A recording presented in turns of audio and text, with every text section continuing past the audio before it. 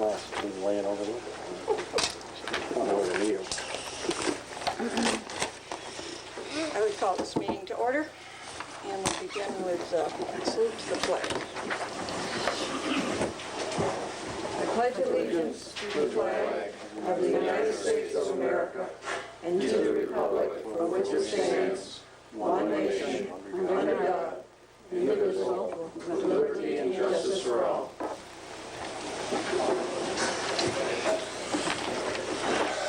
And we'll have a roll call. Supervisor Hawthorne? Here. Councilor Anthony? Here. Councilor Greco? Here. Councilor Haggerty? Here. Councilor Arnold? Here. Highway Superintendent Moyer? Here. And Deputy Supervisor Okonowski. Here. Okay, the first order of business is the public hearing on the town budget. Did you all get a copy of the front here? I'll give you a few minutes if you haven't had a chance to, if you want to look them over, maybe 5 minutes, and then we'll continue. Nancy, before you present the budget, could I talk to the town board? Yeah. Okay. Do you want to do it now, or what? No, I just soon do it now. I want to face you, okay? I'll just stand over here. I'm going to face you, okay? Okay. I missed the meeting, so I'd like to say what I have to say tonight, okay? Okay. There was a misunderstanding about me being here in the budget meeting. I guess between Ruth and I was out here 5:45. I thought the meeting was 6 o'clock that night. And it was that night. Yeah, well, it was 7. I mean, it was scheduled for 6 on Then she calls me and said, this meeting's canceled until next week, so I'm out here 5:45. So I missed the budget meeting, okay? So I'd like to, this is my last budget, and I'd like to present my case tonight, okay? Is it okay by the whole board? Okay. Nancy, when you make up the minutes here, you've got, I mean, Ruth, you put everything down here that where we've cut. Justice equipment, justice contractual, assessor personal, retire, and all that. But there's nothing about pay raises. They're in there. Why don't you put pay raises in the minutes? They're in there. Because that was in the preliminary, there was no change. There was no, the things The ones that listed in weren't there in were there. It would were have been easier changes. for me instead of me going all through the budget. Well, I gave you the figures, and there were Okay. some increases there, and she has them Okay. listed. I don't like our minutes anyways. You could pick and choose the way the minutes are. I always said that. When I wanted things put in the minutes, you say, well, she doesn't have to put the whole minutes down. Fine. Another thing was said that you people did a work meeting plus the general plus the highway, all in 2 hours. I was shocked to pick the newspaper up to see that you people had done this. In 2 hours, you do a work meeting plus general, plus, and there was a remark, well, because Rosie wasn't here. Right, Vince? I didn't make the remark. Okay. I have a couple questions, okay? You've given, you asked for a raise for the board, right? Okay. You put in for a raise. Can you tell me why we deserve a raise? Isn't this, No, excuse me, Nancy, don't cut me off because this, I have the right. I wasn't at this meeting, and as a town board member, I have a right. Why do you deserve a raise? The only thing, I'll comment first. Somebody suggested $100 more per year. I believe, and Mr. Paulowitz is, I believe the last time there was a raise for the town board, it was back when Mr. Paulowitz was here, and I'm guessing it was about 5 or 6 years ago. He brought it up, whatever it was. So seeing it's been 5 or 6 years, we thought $100 per year, for the year, not a month. So it was just a $100 Okay. increase. So somebody said fine, and Okay. I went along with it. Dave, we work 2 months a meeting. I'm a business person. I don't know how you people think, but I think like a business. 2 meetings a month. and mostly 2 hours, that's 4, I'll give you 5 hours, 5 hours a month. That's 60 hours, 60 hours a year. 60 hours. Don't you, yeah, figure it, 5 hours a month. If you get $3,000, what does that come to? $50 an hour? No. What does it come to? 60 hours at $3,000. She's pretty close. Yeah. Well, I mean, yeah, probably before Are we taxes. worth $50 an hour on what we do? And you want more? No, this is community service. You're giving community service. I beg your pardon, you're out of order, please. All right, okay. You want more? We don't even deserve what we're getting. All right, that's my opinion, Okay, that's you, okay? Now, Nancy, you put in for a raise. Tell me why you think you deserve a raise. It's a 2% cost of living raise. That's- Cost of living? Yes. Cost of living. You people just all under okay 2%. this? You all okay this? Did you take in consideration what she gets? Huh? She gets her health benefits. She gets June, July, August, September, Fridays paid. Nancy, you get Fridays off with pay. You get 12 or 13 paid holidays. That's 24 paid days that you're getting out of the year. And you think you deserve, I say no to you. You put in for a raise. What makes you think you deserve a raise? Well, it was just the cost of living, 2%. Cost of living, 2%. And you get the same benefits as her. Every Friday off, and you all said yes to this too? This whole board said yes to this? No wonder you got through this. And Lynn, you got a raise. Well, I asked for one, I don't know if I got it. Well, yeah, from 40,400 to 41,400, plus all your health benefits. Don't you think that's kind of, with the county cutback and everything? I mean, don't you think it's a little bit, asking a little bit too much right now? All of this, right now? Can you all answer me?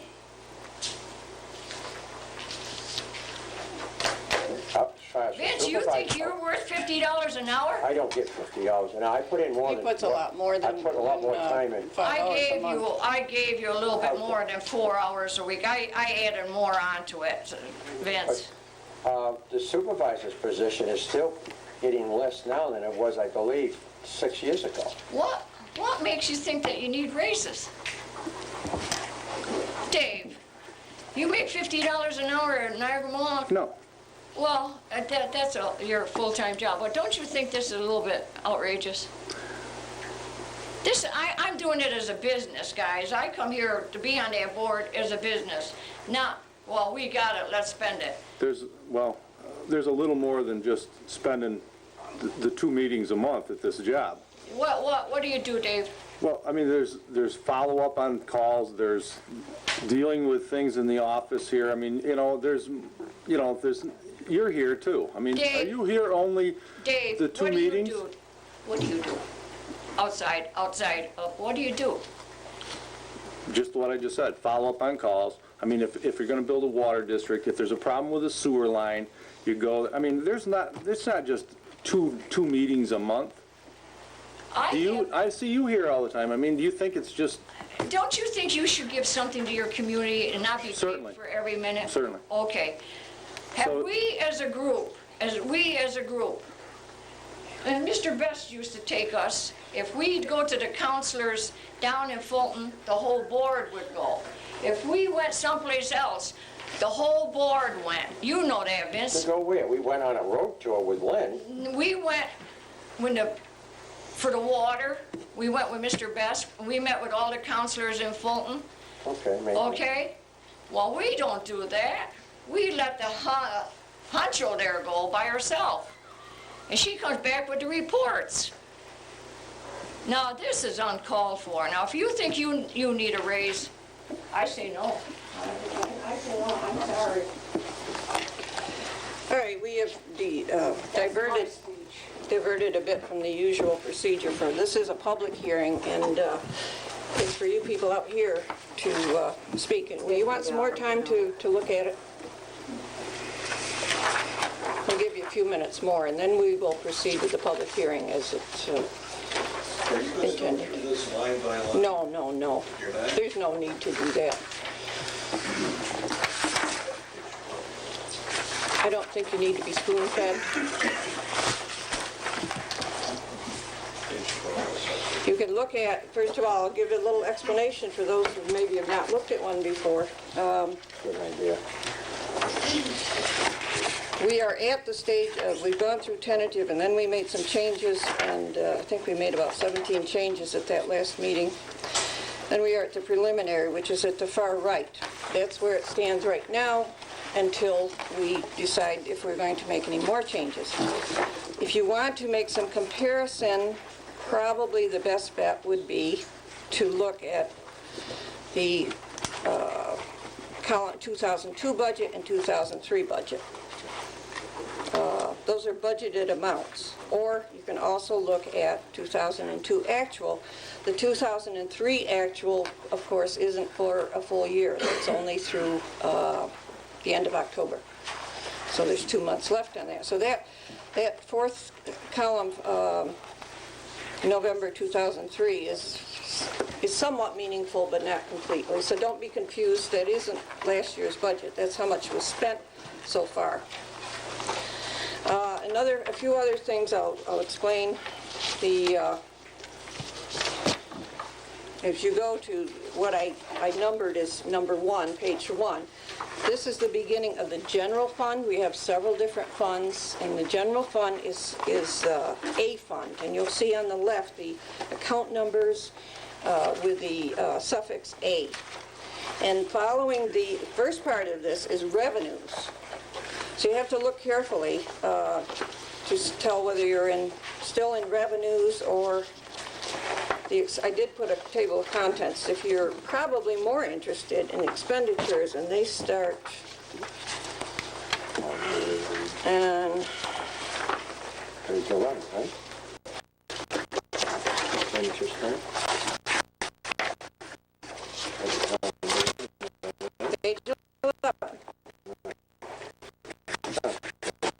And then you go on a little farther and you'll come to some numbers that have a suffix of DA, and those are the highway revenues first and then expenditures.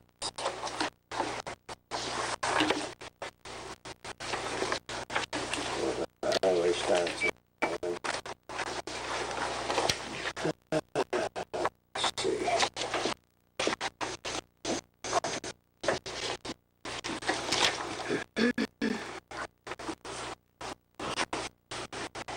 Highway starts on 21.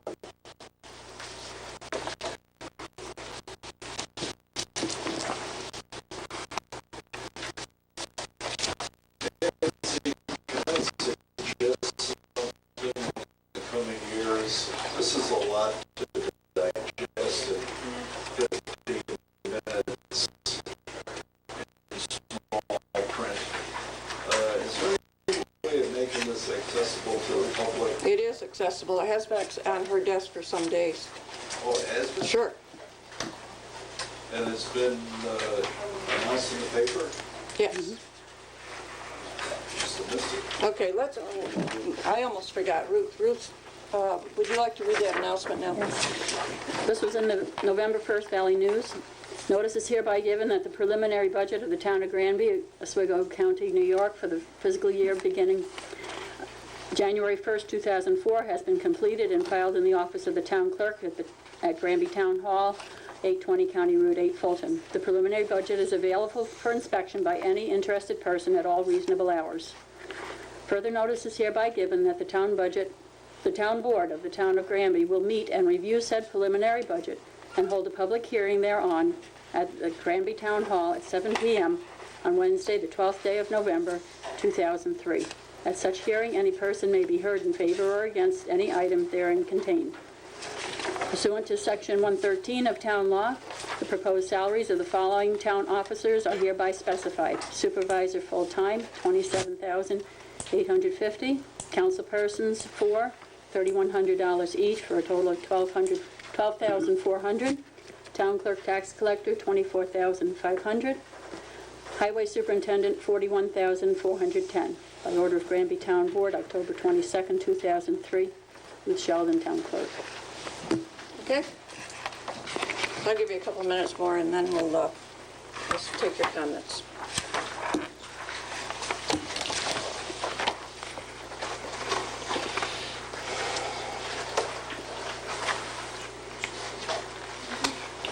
With the 2% increase.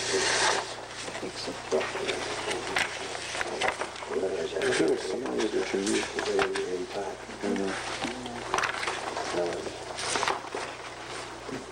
I highlighted it yesterday.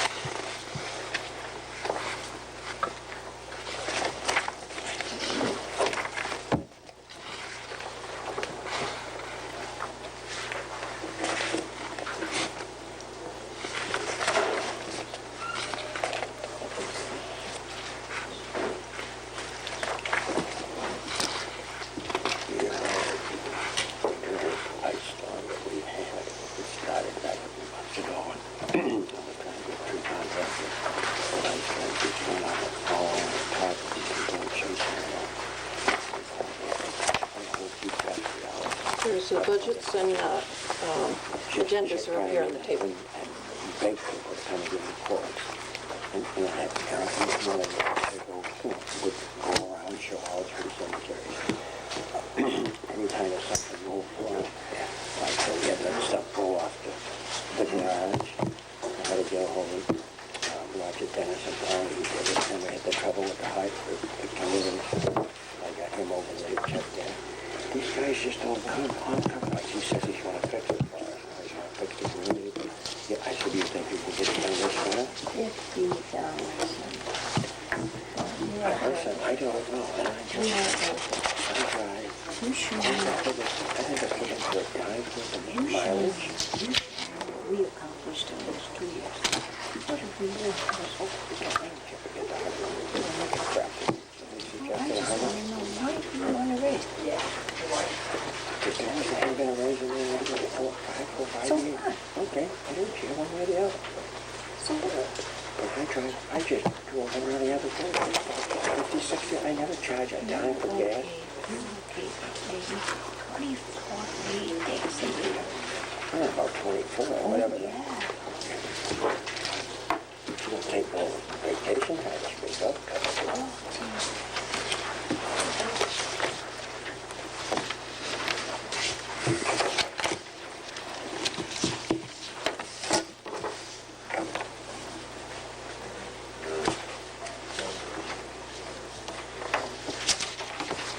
The planning board spent 4 years on their we could not. We never took about. It's down to 2. It's No, it ain't down to 2. Oh, I think we're about 75%. there's a deadline. I don't think there's a deadline. Oh, yes, there is. Who says there's a deadline? But there's a deadline to it. Oh, boy. Things are getting better. No, this is what it is. This is better deal. It's what? It's just like, We didn't have combination. but there's no deadline on that. Oh, yes, there is. Yes, there is. You're trying to tell me there's a deadline on a comprehensive plan. We'll explain it later. We're going to talk about that now. Don't talk about it. Not now, because we're talking about this. We need to get on. Are we ready to proceed? And I would, before we start, I would like to, as I do whenever we have a public hearing, review the rules of procedure. I kind of waive these rules in terms of Rosie because she is a town board member, but this is an opportunity for the public to be heard. It is, I would like you to focus on the budget. That's what we're here for. That's what the public hearing is about. And in our rules of procedure for all town board meetings, I would review some of the procedures that are especially important if we're having a public hearing, because there's quite a few people who want and should be heard. These are not things that I made up.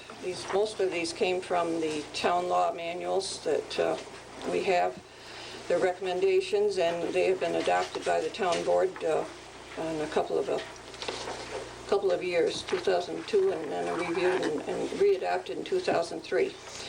But in terms of questions, concerns, and comments from members of the public, there will be welcome. The public participation must be orderly and constructive and should not interfere with the business and purpose of the meetings.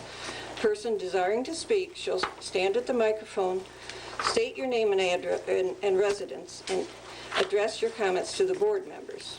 Persons addressing the board should keep their comments to 3 minutes in duration. An additional opportunity to speak may be granted after others have had an opportunity to speak. The additional comments should offer more than a restatement of the original comment or question. And finally, no persons have a right to demand an immediate answer from a member of the board. Speakers shall not address or attempt to debate with other members of the audience, nor treat any other person disrespectfully. So, with that said, who would like to be first? Come forward, please. I'm only going to be 1 minute. My name is Sharon Martin, and I reside on Halstead Drive in Fulton. I'm here tonight to read you a letter from my husband, Fred Martin, to members of the Granby Town Board. My name is Frederick Martin, and I reside on Halstead Drive. As you well know, I am a member of the Granby Zoning Board of Appeals.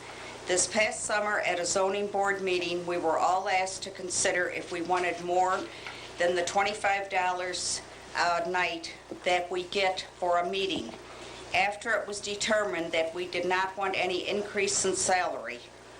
Under the prevailing circumstances, a tight economy and taxes going up, we were in favor of no salary increase. The reason I cannot be here tonight is that I have to work to subsidize my Social Security and retirement pension.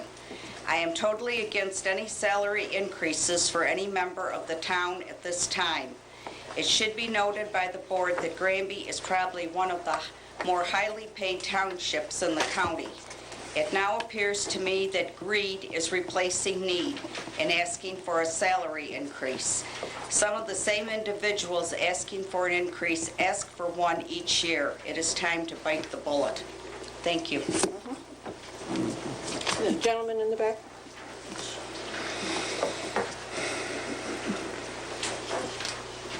Hi, my name is Jim Mentor. I am the owner and operator of Mentor Ambulance Service in Fulton. I'd like to respond to some questions, a letter that was written by Rose Anthony here, if I may. And I would like to ask Councilperson Anthony, pertaining to this letter of 1025, if she would explain, she was explaining to the taxpayers in there that I have never personally had any conversation with you on the phone or anything. So I guess I'm kind of lost where you get all this information. So if you don't mind, I'd like to ask you a few questions tonight. In this letter that you wrote on October 25th, it was in the Valley News. You're familiar with that, right? I answered your last one. This is a new one. Said, I received a message from Jason Spaulding, a fireman from Granby Center, and I will respond as he requested. His message was, Rosie, this is for you. Someone delivered this to me, as I do not have a computer. And you stated in here, maybe you should explain to all of the people of Granby, or maybe he said, maybe you should explain to all the people of Granby why you do not want a contract with the ambulance company to provide taxpayers with a guarantee of ambulance for that. I'm not certain as to that, but and when you responded to this, I don't know your reason, I guess, but when you responded to this, you put taxpayers. 15 years ago or before, the firemen requested a standby of ambulances, which means if we have a disaster, earthquake, hurricane, ice storms, etc., where all ambulances are needed, Granby will be guaranteed to be first to get an ambulance. This is standby. Can you tell me where that information, this part about disasters, where do you get that from? We've all discussed it. No, where'd you get it from? See, I wrote the contract, and I can't find that anywhere, or in a letter, so I want to know where you got your facts from. Well, I talked to Henry Hudson once about it. Can you show me this in writing? Do you have this in writing? I don't have it in writing. Yeah, okay. See, if I don't have stuff in writing, it just doesn't exist. I discussed it with Henry Hudson. He's one of the first, See, because I wrote that contract, and I never... And we've discussed it here about, it's a standby, right here, this whole board. Yeah, right. Okay. But you don't know where that fact, you talked to Henry. No, but why would we even discuss it up here for a standby? Well, the point is, I'm trying to answer, see, I wrote this contract, and this letter is full of stuff like this that I can't find. Second part of that paragraph you've got in here, it started out at $7,000 or $9,000. Are you aware of the contract we have with the town of Granby now? No, yes. What years is it for? 3, you have a 3-year contract with us. And do you know the amount of it? Yes, it just went up from 20 to 21 right now. Well, in your letter you wrote, it's 22,000, right? Well, I misprinted. Well, no, see, if you look in 2005, it's still not 22,000. See, my concern here is you're not representing the people, you're misrepresenting them. Because your facts, and I'll go through this whole thing with you, I'd love to question you through this whole thing, all your facts are off. I put 20 instead of Ma'am, 21. if you're going to write 22, did I put 22 instead of 21? You put 22, but it's incorrect. Well, it's 21, isn't it? I don't know. Yes, I You tell think me. so. You know all these facts that you don't have. Yes, That's right my here. concern. You I just, haven't, excuse me. he just went up this year from 20 to 21. He did. It's in I the... went up 2.2%. It was over It's Do you have any idea how much that is an hour? $21,251 for the coming year. Thank you. Thanks, Vince. It went up from 20 to 21 right in this contract right here. I misquoted, It's about misprinted. a 2% Well, no. increase. So I misprinted 22 All right, instead let's of not- 21. Okay, That's so, not, but, oh, no, wait a minute. So now we got $2, you represent here in the bill that you get $2 off a mile. You get $7.50 off a mile. That isn't what was told here. You get $7.50 off a mile. You better get it straight here. It's, no, you wrote this. I know it, but I'm going to the person that wrote I this. get my All right, information from But this you need to board. be accountable when you write. I think Okay. we're getting a little off track here. We need to keep the comments directly related to the budget. Okay. I know that you have some things, and I would like you to, Speak up, Nancy. All right, fine. I'll tell you what, if you're unhappy with this thing, take it. Take it and take it away. I don't need this aggravation. I'm one person up here. There's 4 No, or take 5 it. other ones Take it. up here. I wish to speak my case tonight, because I'm sick of you writing with no facts. None. And the point is, hey, I will gladly give this contract up, the end of this year. I will do it. misprinted from 20 You to misprinted the whole 22. thing. You misprinted the last letter you ever wrote. Nobody wants to hear it. I'm done. And why don't we end the contract if nobody wishes to listen? Because I don't need the aggravation. I'm here to straighten this out. People write about me, they ought to be held accountable. It's our money. all right, nope, that's enough. Absolutely. Take it away, end it at the end of the year. Thank you very much. We We're can, not doing it up there, we'll End go it. from here. End it. I am trying to stay Do it by, and end it, please. I am trying to stay by the regulations or the rules that I just kind of laid out See what you get. to get to give each person an opportunity to speak and to stay focused on the budget. Now, in terms of the, I appreciate you coming. Well, if you wish to write, you should be able to come. Right, right. And I guess I'm looking for you. No. And I will gladly, on her side, she's clueless of what goes on here, the hours and the time, and what she's getting for like $2.40 an hour. Right. You know, and this has been this lady's view from day one. I have no problem writing, but write correctly. Don't misrepresent the people that elected you. And you're not giving them the facts. Okay. Okay. In terms of the budget this year, we are in the, second year of the contract, so we really did not have a great deal of discussion over it because it's not up for discussion I understand. until next time. You know, I'm just tired of And I understand that, but there's perhaps a different You're a representative of this venue. Be accountable for what you write. Right. Okay. Another person?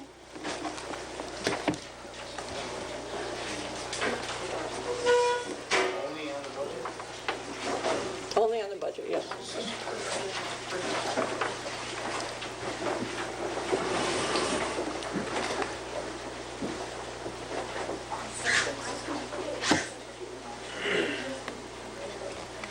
Anyone else want to speak about the budget?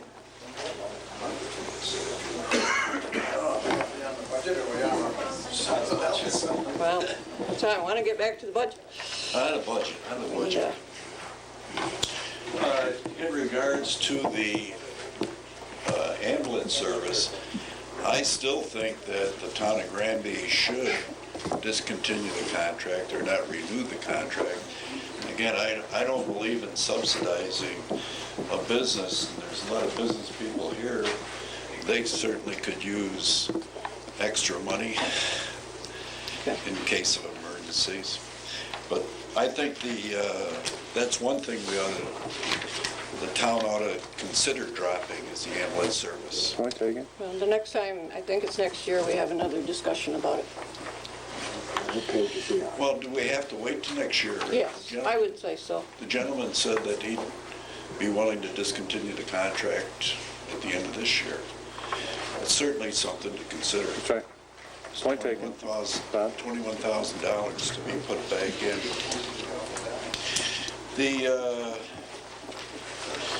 Again, I haven't had a chance to go through this, but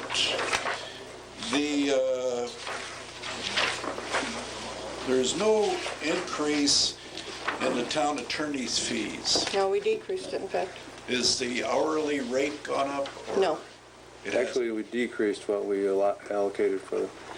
because we had been appropriating quite a bit more than what he was actually charging us. Yeah. But his hourly rate Has stayed the same since I've been here. Bob, just to interject, it was a good move that we made several years ago. You were on the board at the time. Don't bring me up, please. I'm not on the board. You are. We didn't capture that in here, though. The assessors. Are there raises in the assessors? No, they're not. How about the clerk? The clerk, all the clerks, we came up with a 25-cent an hour raise. That would be the assessor's clerk, the two court clerks, and my clerk. Why should anyone get a raise in the assessor's office after the town board had just approved a $15,000 contract with two gentlemen to come in here to update? She still has plenty of work to do. She's doing all they are not in there doing the star exemption processing and that sort of thing. Plus, half of her time is devoted to the codes office. We just happen to put it in the assessor line because it works just as well. It's all out of the same pocket. If anything, I mean, if the clerk is working in the assessor's office, she's that individual is partly responsible for the problems that are currently going on. Well, that's a stretch. Well, She is a clerical worker. she's still part of the team, just like the town board here. In fact, the money being budgeted for the assessor's office, there should be a reduction there. Pay cuts As we indicated at the last meeting, we expect sometime to switch to a sole assessor, and so we didn't, we just left it as it was, and when that happens, we'll look at it and decide whether it should be more or less.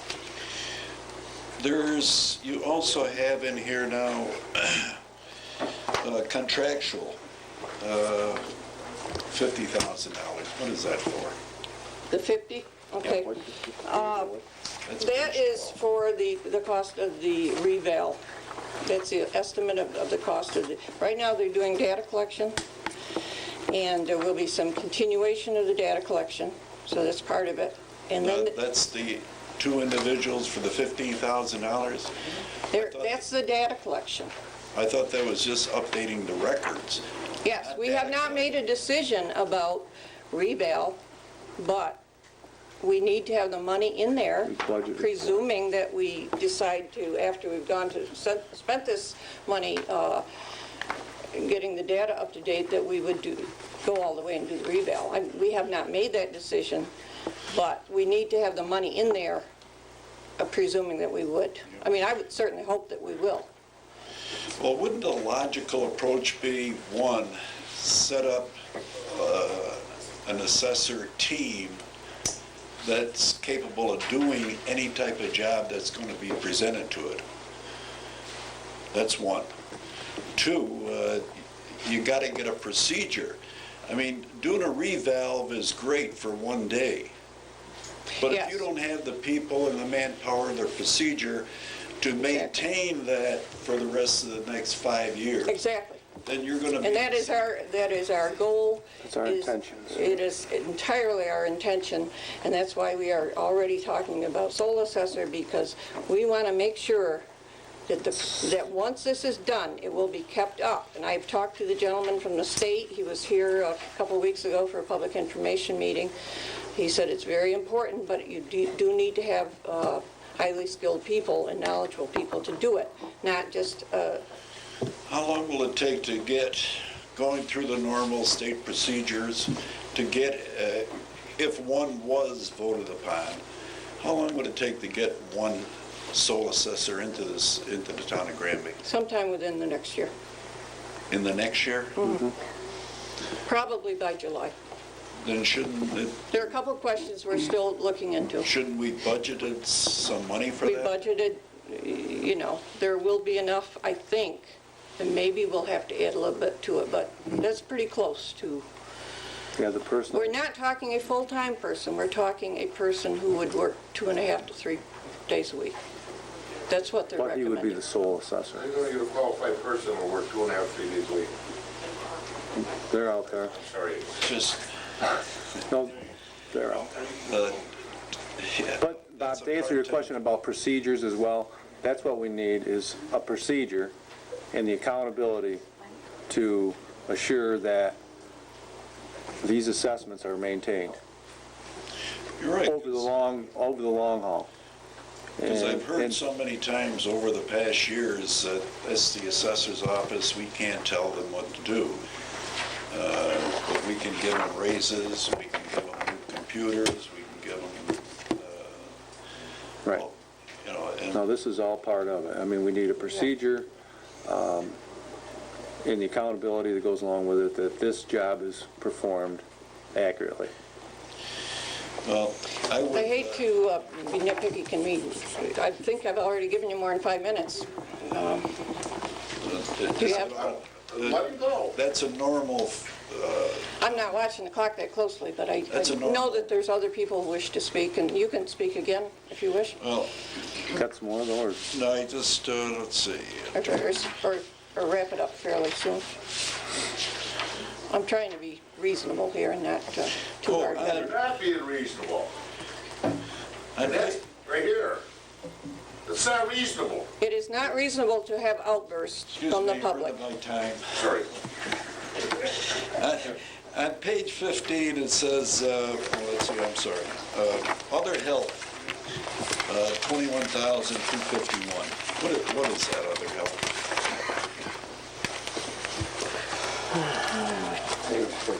That's ambulance. Underneath that is the account number. You are familiar with account Oh, I'm numbers because sorry. you were on the board. That's the ambulance. Okay, I'm sorry. That's the 21,000. That's the 2% increase in his contract. I was off 1,000 on my quote. 21,251. Well, that's the new one. Last year was 20. Where is the health insurance?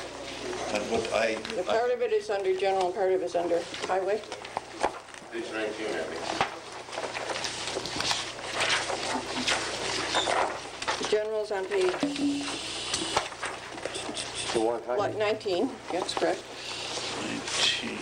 There's 11% increase in that, and that's by contract, which is still, I think has 1 year to, next year we renegotiate that contract.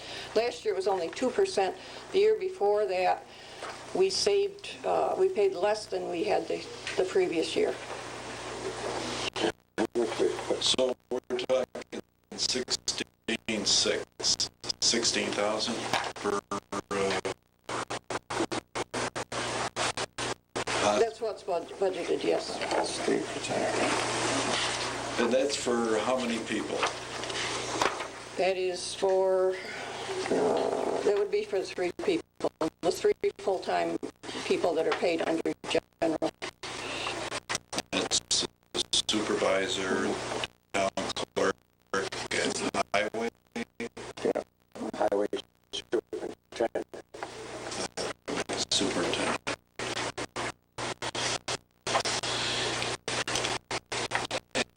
Has, in going over the budget, working on the budget, has anything been discussed about these 3 individuals or a partial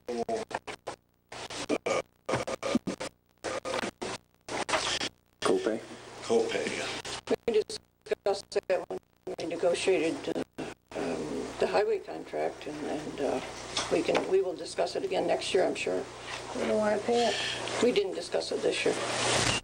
Something that ought to be really looked at and reviewed. Well, it would be reviewed in, another way of reviewing it will be when we look at the employee handbook, because it is in there.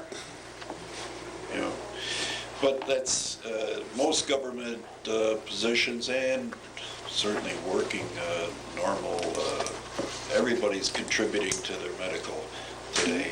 And to get it totally free across the board, I think is a little outdated, and certainly we can't afford that. I can't afford it. Can we give someone else an opportunity now and then? If Oh, there's- sure. And you can come back You can come Oh, back. thank you. in case somebody else wants.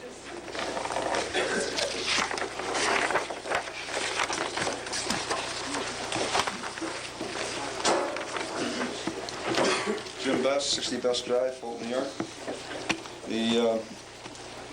I guess the thing I'm pleased to see is that the tentative request for the assessor was to be increased from 17,000 to 20,000. They're going to stay at 17 by your tentative budget, and I don't know if that's a progress or if it's just the fact that last year I asked the same question, how you give merit or individual pay raises, and as I understand it, and from personal experience, the assessors haven't done their job as far as we are concerned in the community, in my opinion, especially when the position rates down. I am concerned in the fact that we seem to forget that we have choices to make. Mr. Powell was brought up whether or not the people that are covered with the insurance now would have a chance to have that be a participant, partly paid by the participant. That's an adjustment can be made by the board by virtue of resolution. Change of the policy, or whatever you want to do that, but you can do that. That's not a hard thing to do for the people that are sitting at the council. It's hard to do with employees that are under the contract, obviously. I am opposed to the supervisor's raise. mainly because if the assessor's office has been going down the tubes and the utilization rate has dropped, and the other things that were spoke to back maybe 7-8 years ago was going to be progressed in the town because of change in personnel and administratively here, didn't come to pass. So obviously, that falls on the supervisor's bailiwick, and I would suggest that is not a necessary increase.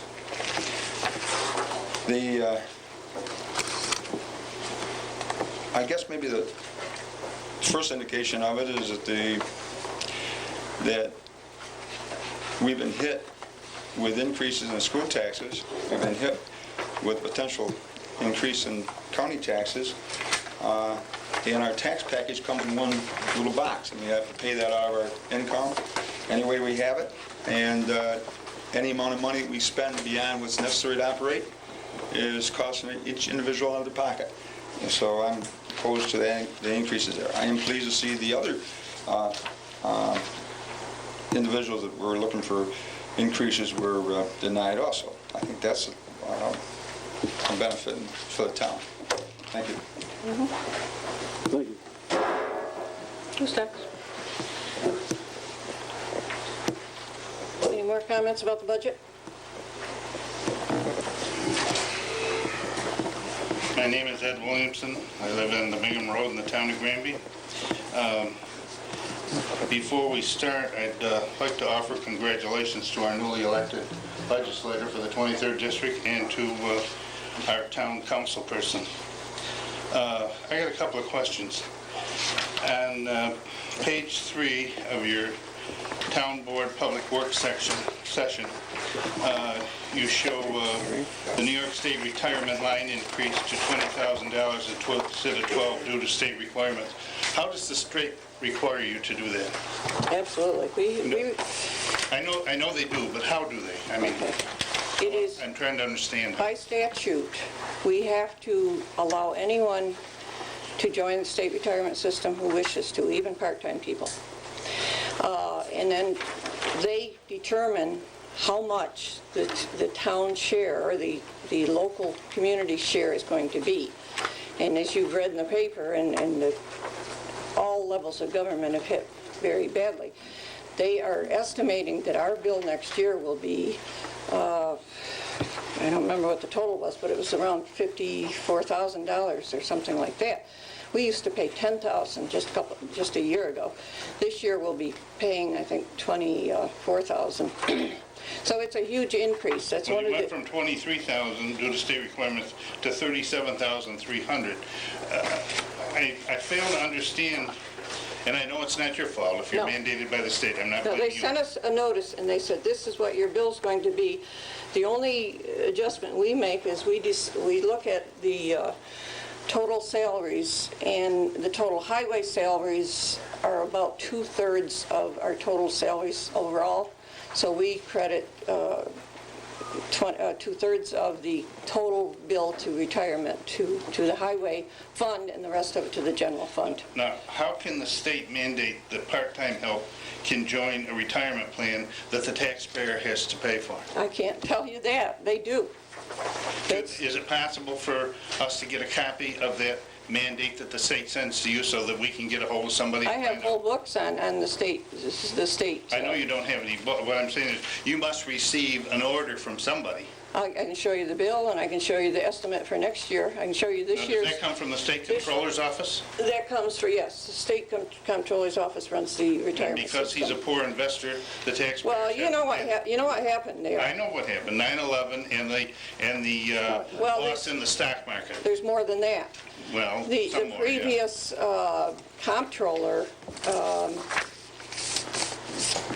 got through some changes in the state retirement system that were very nice for employees. I mean, now no employees, if they've been in the system 10 years, no longer have to pay. That hurt. I mean, when they were swimming in money, that was fine, but now we're realizing not. that was a giveaway. And Well, they've made some other changes too. So now they're trying to make it up, and where they used to charge, one year they charged just next to nothing, just for the life insurance part of it. And then now they're charging approximately 12% of wages. Now, I noticed in here, there's a couple allocations for fixing pumps and et cetera in the sewer station over there.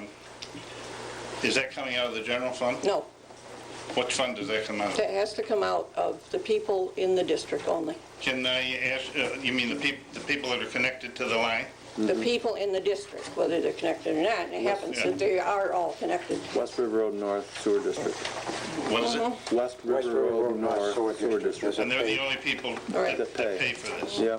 Can I ask you a question as to why you've not accepted the line item grant from Senator Wright that was given to you over a year ago for $28,000? Yes. He's been on your case to try to get you to accept it, and you We haven't have accepted it? accepted it. The point is, they want to see, we're hoping to get the shovel in the ground, and that's what they're asking. Well- I talked to him the other day. I know you did. We certainly did. I talked to him today. We certainly did accept it. We Yeah. are. Well, according to I- his office, you haven't written him or give him a date yet as to when you're going to accept it. And that's with my talking to him in Albany today.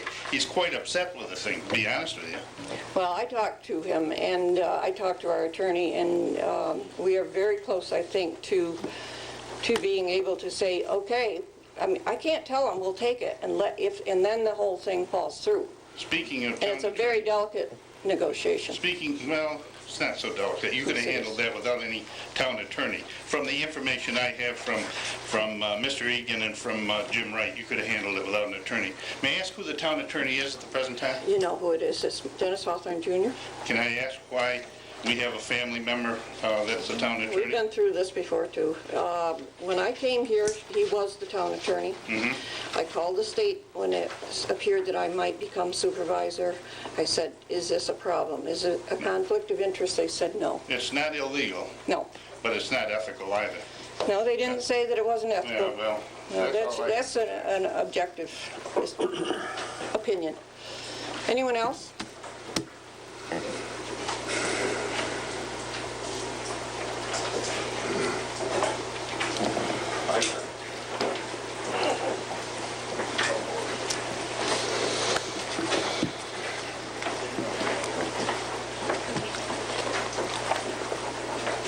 Leslie Holmes, 198 Honey Hill Road, Fulton, New York. I haven't been able to go over this really good, but I see that you've taken money out of some things, and you've tried to show that you held the line in as far as the assessment rate is concerned. Might I suggest that you cut a little bit more, and then everything that you've give a raise to, cut that out too. It's only my suggestion. I have a couple questions because I knew you wouldn't answer me if I asked from back there. On the sewer district, what seems to be the problem with accepting the money? It wasn't a question. I don't know this term, accepting the money. I don't quite know where that comes from. We have to have a written contract before we can put it out to bid With who? with the school district. Mr. Egan said that there's no problem with that. Well, in his opinion, but he is waiting for his attorney, and we're waiting for the whole thing, and I think we're almost there. But it's not, that's the only reason we can't formally say, okay, send us the money, because they won't send us the money until we send them receipts. We have to go by the school board too. Yes, the school board has to approve, and That's where the catch is. The school board has to also approve this. If it was just a Mr. Egan and the two attorneys I know that, and the supervisor, it probably would have been done, but the school board's got to get it in the act. And Has the that, school board sat on it yet? no, they have not. It's still in right now it's in the school board or the school attorney's hands. And I'm hoping, and I ask our attorney to please talk to him again this week and express the urgency that we feel that it's very important. And that's been there for a year. Right. back and forth, you know. Yeah, for about Legal. a year. It's a lease agreement. I don't want to get into it now, but I'm very hopeful, and it will be very much to the advantage of the people in this district, and it will solve a lot of problems that, one of the biggest problems that I've had. And I think it will also solve the problems of some people in the area there. And That's down the road. I mean, we have to take one step at a time. And every time it goes from attorney's office to attorney's office, I think it's done now. the bill goes up. The clock runs.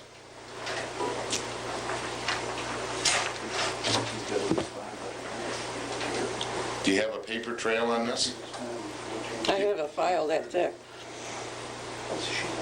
This has been going on for a couple of years, I think, Les, and it's one of them where, I mean, I get frustrated that because Don't you have You have to, a letter from, I have a letter from the senator right here. you want to read it? I have his letter, and I know what you're saying, but And what you're saying to him is, you don't have to do anything to accept this money. This is a letter from the senator that clearly states, if you don't accept this by December 30th, Right. it's gone. And Right. they've been calling you, they've written you letters. This letter was dated October 1st. They called you I have this that week. letter. I talked to him. Yeah.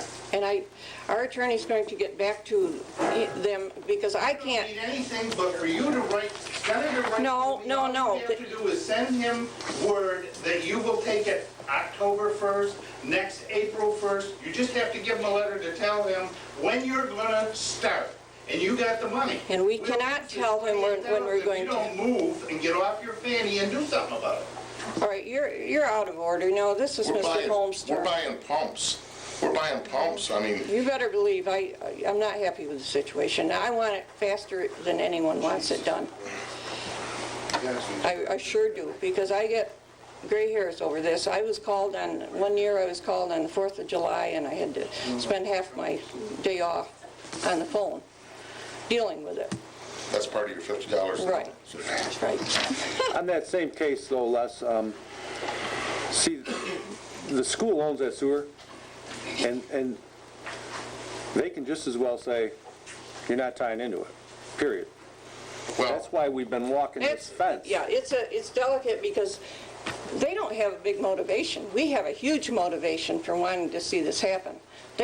Why would There's they nothing in care? it for them. And nothing changes for them if we take it over. I mean, their situation doesn't get suddenly hugely better. I can't picture a public entity resisting this town and those people, because those people need that. I don't say they're resisting it, but they want to make sure that the whole thing is, it's kind of complicated, because I couldn't say, we'll just give you X amount of dollars cash the first year. This is a lease agreement. They didn't want cash the first year. It's really quite complicated. And that's why the two attorneys have had to go back and forth, and then, to try to get all these little details worked out. But I am hopeful that we're very close to that. What are we, 100 foot from tying into the main? It's 240 feet, I And it's think. all bureaucracy. It's all bureaucracy. We had an Why engineering couldn't we get this in- study done, and it said it would cost $40,000 to go that far, and I couldn't believe it. Why couldn't And I we- hope that's not true. Prevailing wage kills you. Why couldn't we put this in the paper? Why couldn't we put this right in the paper? We can't hook in until we get the okay from the But we could school. publicize it, the town board could have publicized the fact that they can't get something done. Get them people off their duffs, write them letters. I don't, Why don't you at least accept the grants? You know, we gotta move. We We've- gotta get moving here. Of course, you're leaving, Dave, you're leaving. And, I'm not leaving the town. well, you're leaving, you're leaving the board. But, that might be a smart decision. But we gotta get off our duffs here and get things done. This has All right, we're getting away been from the walking budget on a little eggs, bit this here. thing. I'd like to stay on the topic of the budget, please. I'm sorry. Frank?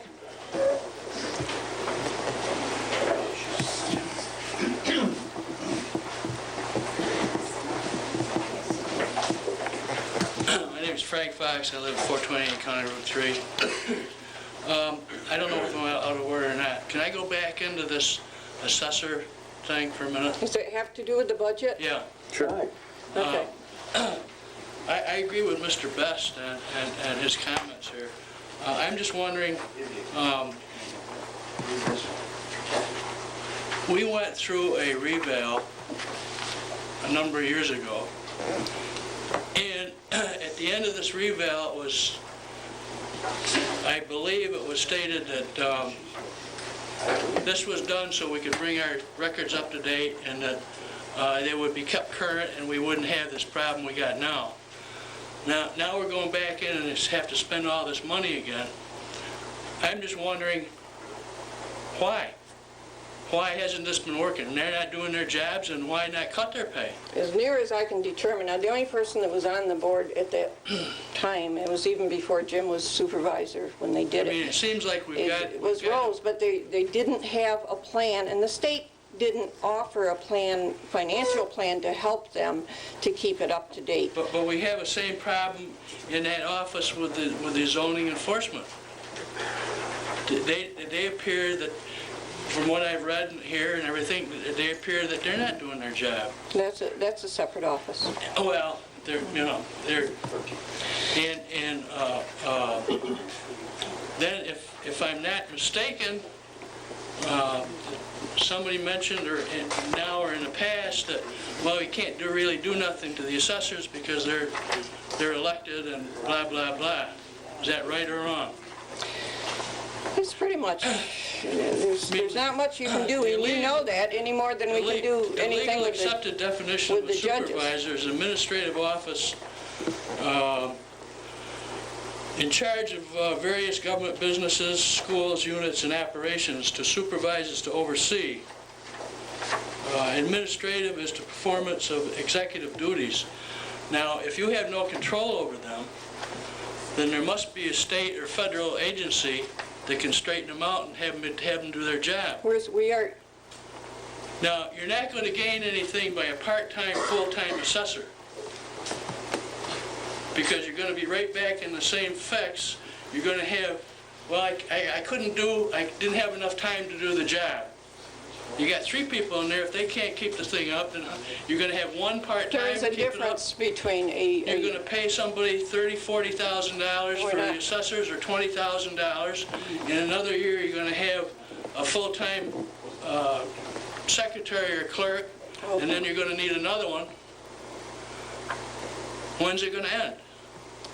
We have been advised by the people who, from the state, for instance, that in the only towns where they are able to keep it up to date, and by the way, by keeping it up to date, if we get into this program, we get $2 a year, or $2 a parcel, just to keep it up. As long as we stay in that program, it's like a 6-year program. And so I'm very much in favor of getting into that. They do not believe that generally elected assessors just do not have the time, the commitment, and the ability to work together well enough. Is one part-time that's only going to work so many hours a week going to be able to do any yes, better? Yes, because they are focused, that is their job. They usually do a couple of towns. If they're elected, they're going to be elected or appointed? No, appointed. So you have direct control over? I can't tell them how to assess, but we can, if they're not doing the job, they're not staying. But you can't tell the assessors now. They happen to be friends of mine. I mean, I know all you people well. And it hurts me to see this type of operation where you got a zoning enforcement that's nothing, and assessors aren't doing it. I mean, that's what it appears. I mean, from a public point of view now. Well, inside, from some people's opinions, yes. But let's stick to the budget and keep it focused on this. If we got to pay for this revale, then why not cut the assessors' money to make up for what you're doing for this revale?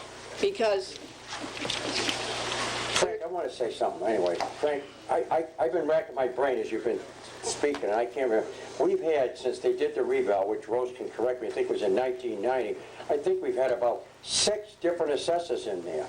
And that's what the problem, you get a turnover. It's only been the last 3 or 4 years, and that hasn't even worked out with the same group. There's a turnover in assessors. Nobody wants the job. When you run for public office, Well, you they should run and know, then they you should drop know out, what the too. job is, what it entails, and what your salary is, and what your benefits are.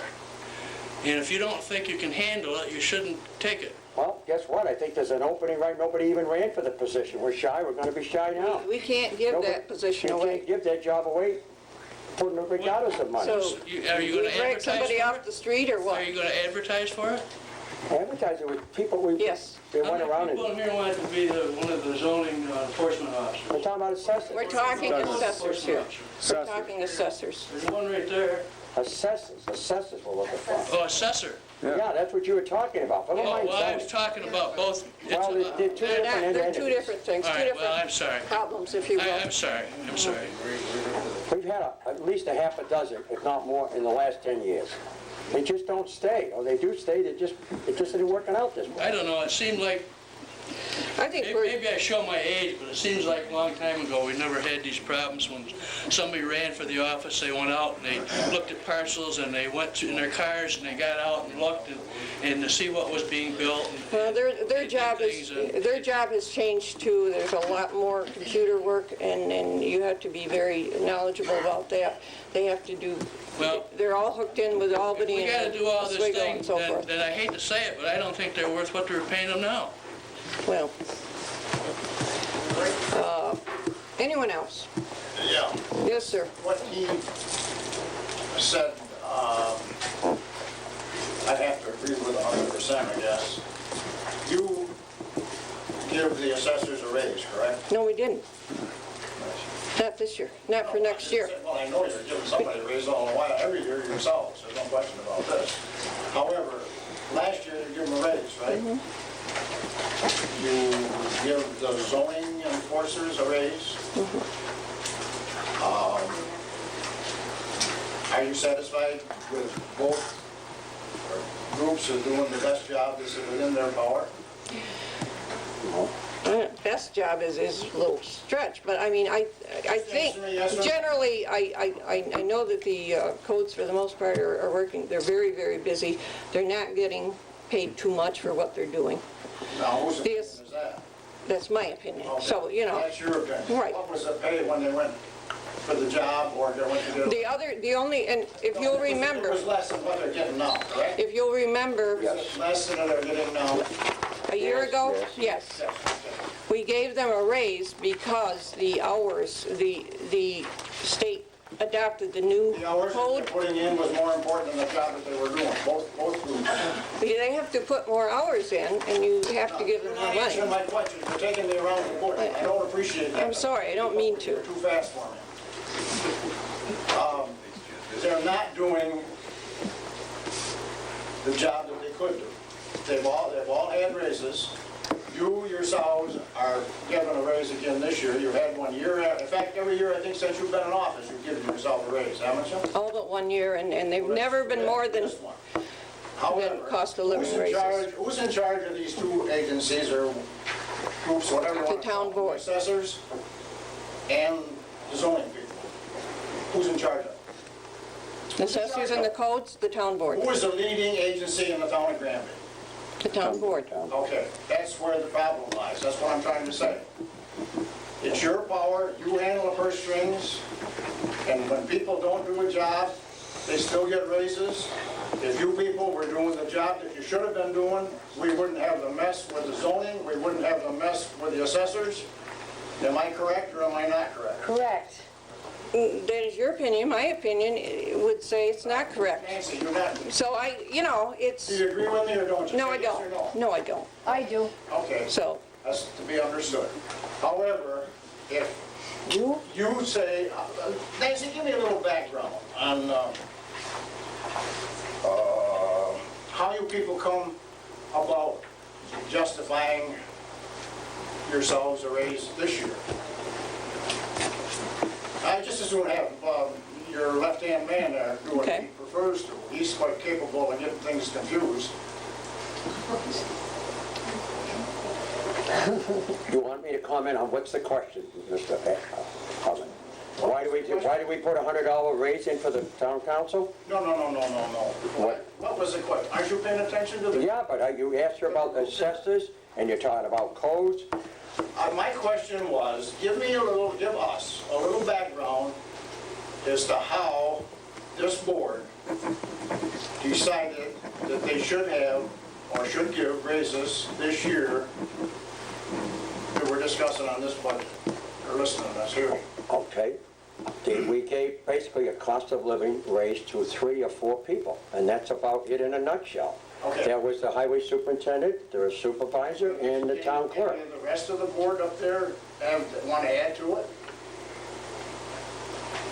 As to Huh? why we gave it? Yeah. No, add to the, you don't know what the question was either, do you? Yeah, I know what the question was. What was it? Why do we think we need to give them What was raises? the little background as to how you reached the decision that you were going to give these raises? That was what the question The was. background is the people that got raises asked for a 2% raise increase. So you think, with the kind of job that's being done, that the supervisor, and I can't get Lynn in this, but I certainly would like to, and the town clerk should get raises. I'll comment some more. The town clerk, her job is really multiplied in the last several years between the hunt. How many years has she missed at getting a raise? Since she's been. She was probably none that I know without racking my brain.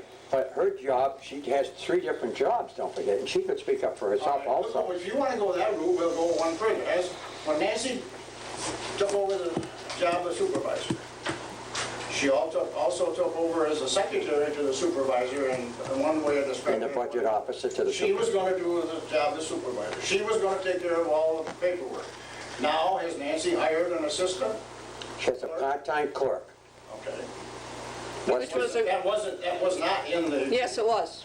Oh, In fact, when you took over when I took over, the agreement was that I could have a clerk for 10 hours a week. I have a clerk for 6 hours a week. I've never had the 10 hours. That was part of the understanding. I'm sorry. And I add, when I say that this office, the supervisor's office, is operating for $5,000 or $6,000 less than it was in 1997, I'm taking into account all of those expenses. My clerk's expenses, my expense, my health insurance, everything. I think that, to condense what my thinking is, I gotta say that I think you people are pretty small when you look around you and see who's in trouble in the town of Granby, whether it's Carrier or Nestle's or Somco or who it is, Swiggle, it don't make any difference. To take a raise, you have admitted to me publicly at these meetings in the past, probably 3 times, at least 2 times, that we do not need a town tax. You people are entitled to 2%, 2.5%, I can't keep up with what it was, that you're to give raises to these different positions. You don't think that it would be of any consideration to say, we'll pass this year, like Fred Martin suggested, in that letter? If you were all doing a good job, and I'm saying you people from the standpoint that you're not making the groups underneath you do a good job, and you're passing out raises. You pass out raises as, for a reward, a bonus, not because it says on the books that you can do it. How many businesses, unless they're and here we go again with the medical that we're paying for the employees of this town. Look at the benefits, look at the cost that all of these medicals and retirements, look at what this is costing us. You can almost guarantee that the cost of benefits are about a half to 2/3 more than what the salary is. Am I correct? Yeah, it adds another, in most any business, it's about a quarter to, I don't know much about business. about 30% additional is in benefits, yes. So we'll take Lynn, for example. He's costing the taxpayers $90,000. 50%, we'll be real careful about it. He's costing the taxpayers 50% more than what his salary is. And I'm sure it's more than that. Costing the taxpayers of town of Granby 50% of his salary. I don't know that it comes to Well, 50. I'm not saying that it's exact, because I I think would it's say more than that. 25 to 30%, not 50%. And that's true of anyone who works, I'm not because the talking about town's, anybody. I'm talking town about the share town of Granby. of We are paying benefits. taxes in the town of Granby and in Oswego County. And actually, the Oswego County is probably where the problems are that make me feel the way I feel. But that's beside the point. You people have no business whatsoever at a time like this to be passing out raises to anybody. If it's nothing else, it's a mental thing. Well, okay, you asked the other people, I guess, can I make a comment or two also? I don't look at raises as a reward for good behavior. I look at them as just in a business-like You're a way. public servant, Nancy, that goes by the book. I believe that Grab you all that treat, can be grabbed, no, take a benefit of everything, and give nothing. You give what you're being paid for from that standpoint, but you don't give any more. Can I answer? well, that, we can go on and, I don't- argue that all night long, whether I'm worth it. I happen to feel that I am worth it. I know that comparable jobs with the comparable responsibilities and benefits would be paying a whole lot more. Can I say one thing? I don't know. I'm getting off- Are you a part of this budget? No. Well, Ralph, I've been sitting up here and I've decided not to run again because this board has not accomplished nothing the last 2 years. Anything we started, we did not finish. The sewer, the water, the comprehensive plan, which the planning board worked 4 years on, it sits in our drawer. We've worked on it maybe We're not done. Now, Nancy, do you deserve a raise because everything's in a drawer? We have not started one thing and finished it the last 2 years. And if you think you deserve a raise, fine. It's a matter of opinion. We do have a lot of, I don't think it's a question, Nancy, but everybody on the board, not just Nancy. Yeah. I don't think it's a question of whether you deserve it or not. What you're working with is the fact that you can get it. And that's where it's all. No, I don't. And I'm not going can't. to say anymore. yeah, I but- can't say that.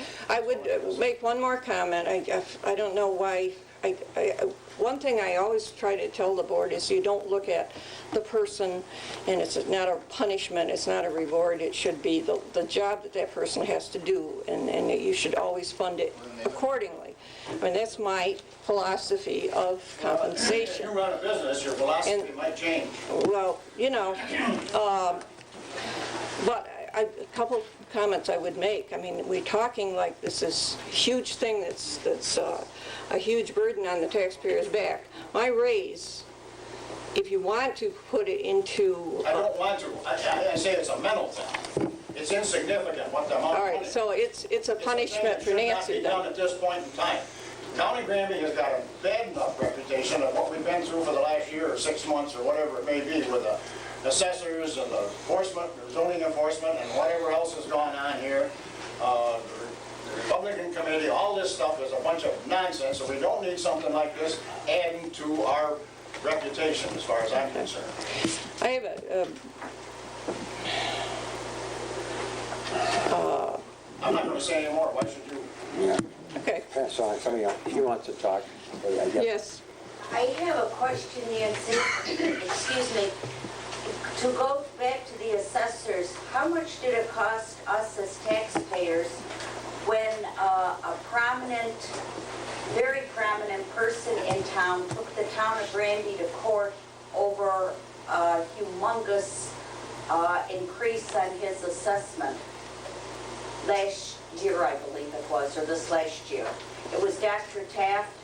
He put his home up for sale for, I believe it was over $300,000, and the tax assessors jumped right on it and raised his assessment up, and one tax assessor said he went to the review board about it, and the assessor made the statement, well, he can afford it, what's he complaining about? And he took the town to court. Wait, now? I want to know how much it costs the town for the attorney and court costs, etc., because of the assessors being idiots? I would have to look it up, I don't recall. Roughly, Nancy. Probably not more than $200-300. I don't think, it's not, you're not talking huge amounts of money, Hell, they don't get paid much more than excavators. you know. Well, $200 or $300 because the assessors, again, weren't doing their job. They were running their mouths instead of doing what they were supposed to be doing. They should have paid that $300 in court costs or the attorney fees. Why should we? Because for whatever reason, these assessor, I should say, had some big gripe against Dr. Taft and his wife. And it was obvious that it was a personal vendetta. I really don't think we should get into, Why, Nancy? It's part of money. Because Money that the it's, taxpayers are spending. we can't do anything about that situation. We can't ask them to pay our legal fees. When it's their fault? No, we can't. Oh, baloney. We can't. Baloney. All right, anyone else who has a comment about the budget, I please? have one remark, please. Right.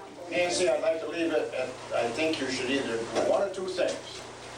Forget the raises or do away with the town tax. All right, in regard to town tax, you have brought it up each year, and we have disagreed on that. I keep this minimal town tax at 20 cents per thousand or so, 21 cents, 19 cents, it just varies back and forth. But it does help a little bit because if we didn't have that, I'm always, when I do a budget, I always think in terms of not just this year, but 3 years, it wouldn't make a noticeable difference. It wouldn't make a fraction of a cent difference. My raise is equivalent of .003. It's the issue, that's what I've been talking Yeah, about. it's an issue, and I think the issue should not be personalities. But I wanted to tell you about this general town tax, and we only raise like 30, what is it this time, 37? Why even raise that? The total amount of tax from all the taxpayers are $37,046. Yeah, we could do away with that, but the way to do away with that would Told me be, that 3 different times now, or we would have still don't do it. to use up a good part of our unexpended balance. In about 3 or 4 years, the next poor supervisors here, and it's not going to be me, is going to say, Nancy, why did you do that to me? We have to be responsible and not just look at today and tomorrow, but we have to look at 2 years and 3 years and 5 years down the road. But the town If we went without it, and I'll bet you in 3 years it would be back, and then that supervisor would say, somebody out there would say, how come you raised our taxes 1,000%? That's not fair. We're talking 20 cents, 21 cents a thousand here. I don't think it's fair. All right, if you don't want to drop the town tax. I mean, I could do it, because I'd be a hero if I did that. Just forget the raises, and that's that simple. That wouldn't make that much difference. The raises don't make the kind of difference you think they do. I'm concerned about what it looks like. Yeah. And Dave is over here nodding his head, but he'll forget it after he's... No, I won't, Ralph. I mean, I wrote down everybody's name that's gotten up here and what their concerns are. And the common denominator is those raises. And I hear what you're saying. I hear what everybody said. And I'm one guy on this board, Okay, Mr. All right, can we get some I'm closing up. First of all, closing it? is the town board going to go back after this public meeting is closed and discuss any of the comments that were made or issues or subjects? In executive session? Well, is this a closed deal on the budget, or is this... No, we haven't finished it yet. Preliminary budget. This is preliminary budget.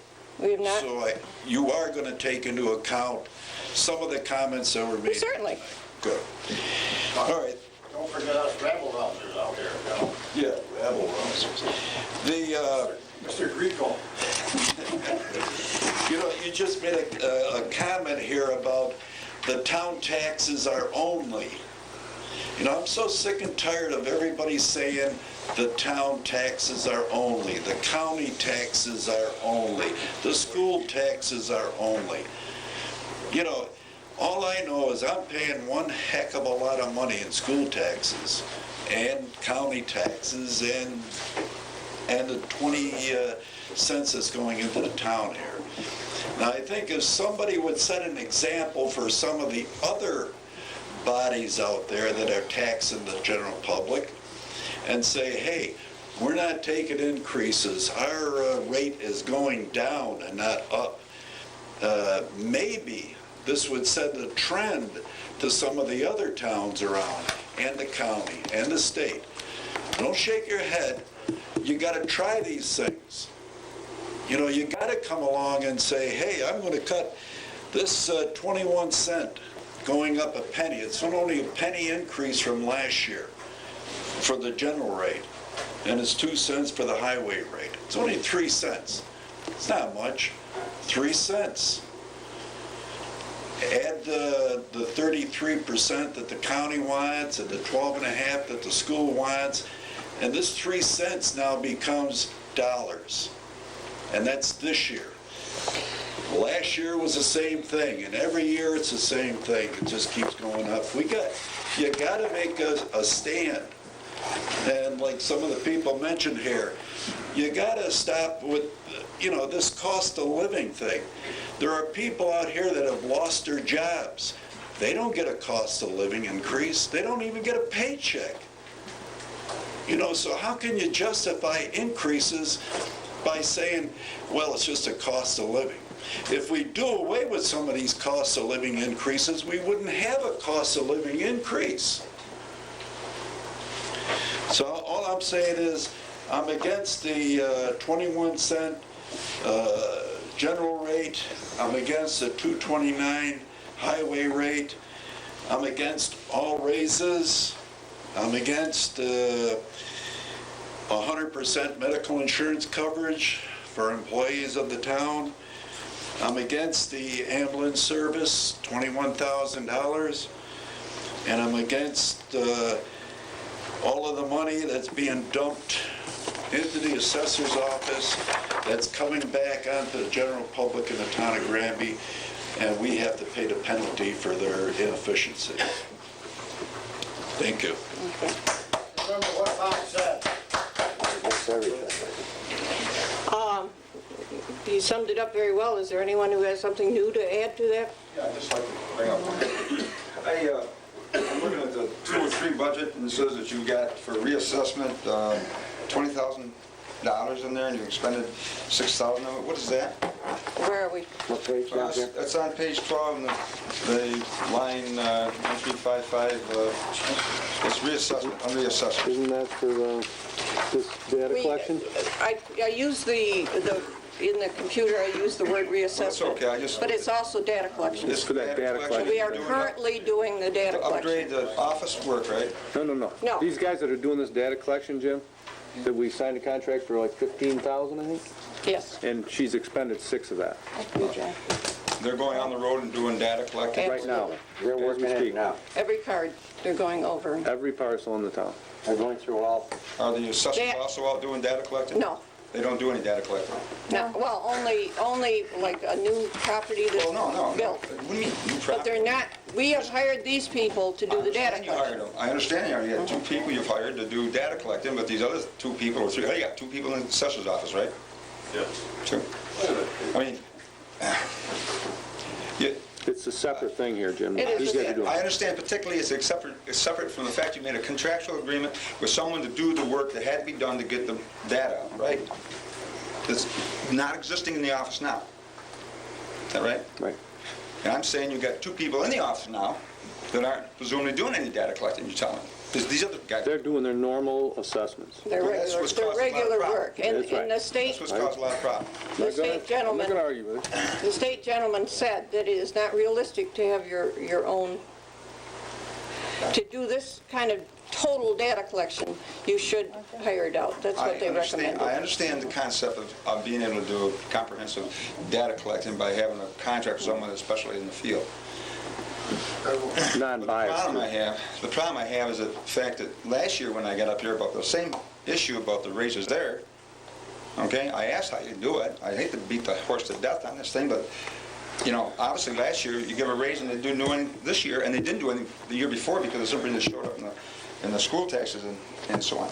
But what really bothered me more than anything else is the fact that I'm hearing this, and I remember being up in front asking for a correction this many years ago, and a lot of the people that are here and a lot of the people on the board didn't agree with me.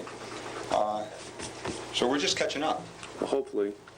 Well, We're going to keep up. Not hopefully, but if there's a procedure and some accountability built into this system that needs to be done, I'm leaving this board, but it needs to be here. Somebody needs to be accountable for the assessors and for all the assessments that are done in the town. There's such a it's very way out of unskewed. Right. I understand that. And that's what this data collection is already determined.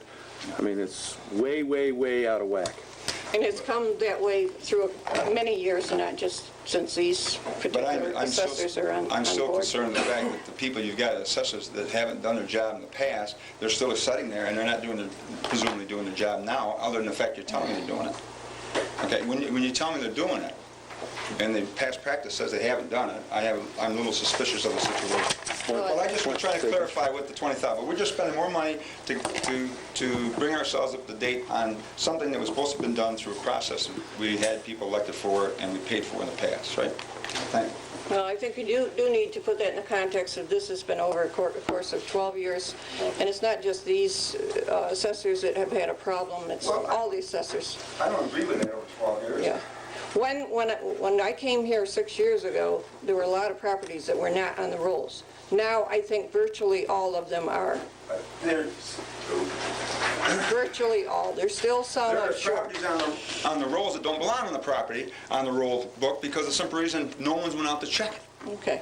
And when you take and do school taxes on a $25,000 parcel and you pay $500 cash because someone hadn't done their job taking it off, and you've done the paperwork to get it so it'll be taken off, that isn't just somebody making a mistake, it's just plain incompetence.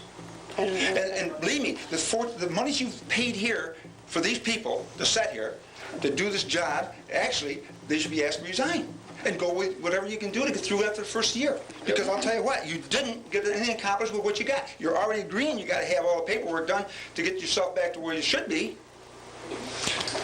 Somewhere along the line, you can give raises. People ought to be honest enough to say, I can't do the job, and get the hell out.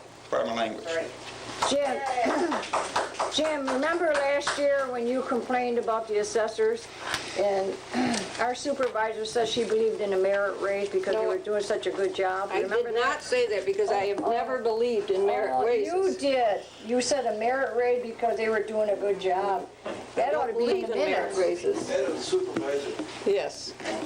Clear. I was at a meeting when these two gentlemen sat here and mentioned about the $15,000, and they explained their job as updating the records. The data collection. Data collecting. Well, no, they did. There's two parts of this, three parts.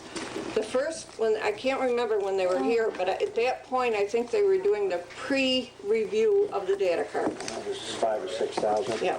And then we contracted, when they got done with that, and they put little notes on each card, the ones that, had problems, they had to go back to and get more details. And then now they are in the process of doing the actual data collection update. Now, are we still talking the $15,000 for? Yes. All part of that contract. Now, they mentioned that there was no data collecting, that the amount of work that had to be done on the record cards to bring them up to date was the problem. That is the data collecting. That's not data collecting, that's just... They are going to the houses and taking those cards with them. Verifying what's on the card. Verifying, adding information, changing information, making them correct. Each and every card. My understanding was that updating the records was taking some of the information that you had.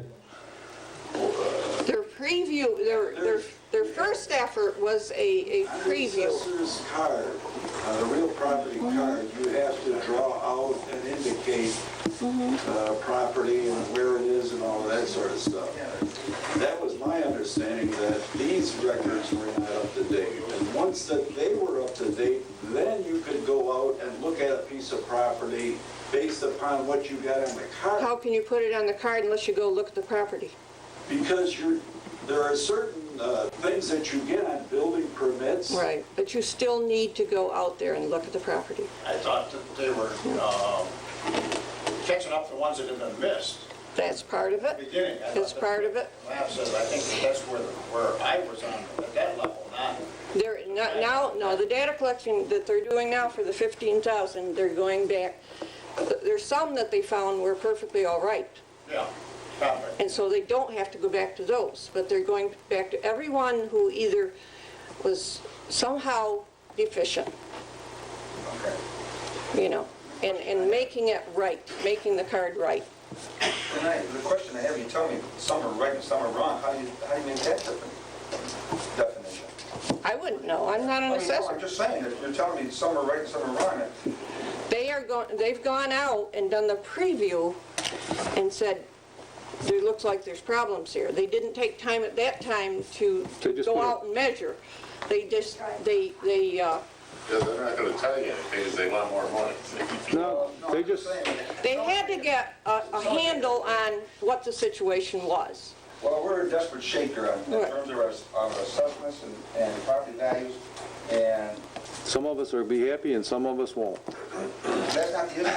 That's not the issue whether you're happy or not. It's the fact you got some baseline you can say, Right. equate to. That's right. Right now, we have incompetence. That's a total problem we got. There's two sides to every story, and I certainly want everybody to realize that there is another side to sole assessors, to one assessor, because in the town of Shrewsbury, in the town of Lysander, and the town of Hannibal, I have had problems at no end to it. And in all cases, I come out so that I didn't get hurt. It was to my good. But once you get one assessor, and you don't agree with that, man, some personalities are going to get you. That, when we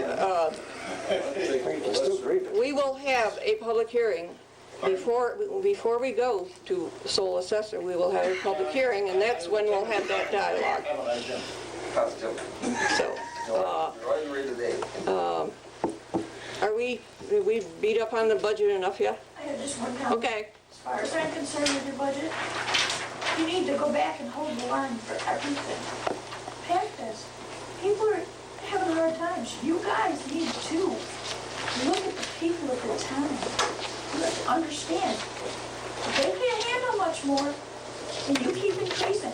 I go back and look at this. Everywhere you've increased, you should decrease unless you positively have to. Good point. I would like to, I did some calculations here to put the whole thing into perspective, and this is not a rationalizing or anything, and I don't know whether we're going to go with this whole thing, but the interesting thing about this year's budget is there are two major big expenditures that we've not had before. Those expenditures are the $50,000 for the reassessment, which most people believe is a very important effort, worthwhile effort, and also the increase from the retirement system, which amounts to about $37,300. So that's $87,300 added in expenditures to our budget this year, and we are still ending up with basically the same tax rate we've had. That's because we've been preparing for this. We've been keeping this money kind of set aside informally.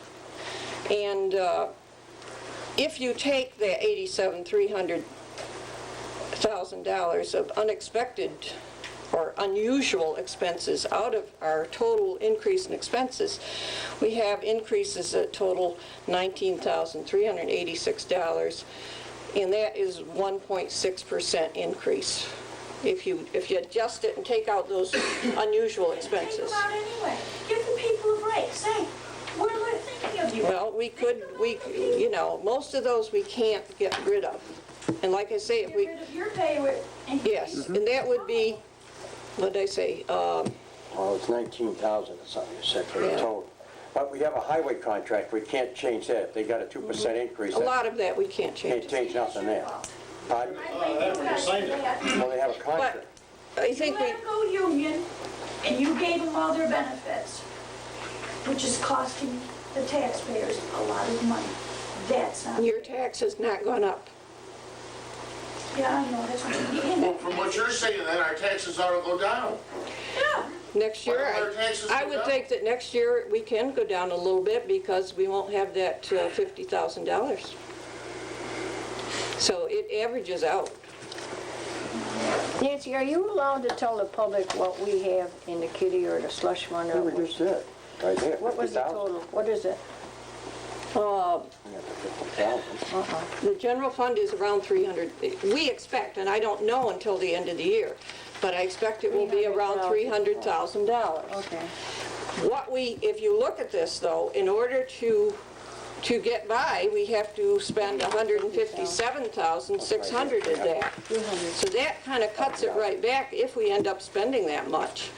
And we don't always spend everything we budget. But to be responsible, we shouldn't let the unexpended balance go a whole lot lower. Because, That, Nancy, yes. is not the way government was set up. I know what's going on in many instances now, that's the way they do things. But originally, this thing was supposed to, this town, the fire companies, all of them, are supposed to run on a budget that they can get by on. If an unexpected expenditure comes up, they bond the district, bid a bond to do whatever is necessary. When you have got this kind of money behind you, you're as comfortable as a cat in a rug. But if you are in debt, and you run the business the way it should be run, a business of the government, the way it should be run, then you're going to work hard, you're going to strive to get out, you're not going to hand out all these raises that you've been handing out for years, you're not going to give away all these gifts to everybody and anybody, buy all this equipment. I know that it's not supposed to have money in the bank. That's a lot of money. I don't mean And a once, few dollars. I mean hundreds of thousands of dollars after this year, we won't have, but we have to have a certain amount to start the year to get through the, you know, the first few months, and at least. What was so good about it all was that the interest rates in the 90s made everybody smile, and all the money that they was making on the money that they had in the bank, and the damn money in the bank should never been there in the first place. I mean, only to a certain amount of the bank. It's not being done properly.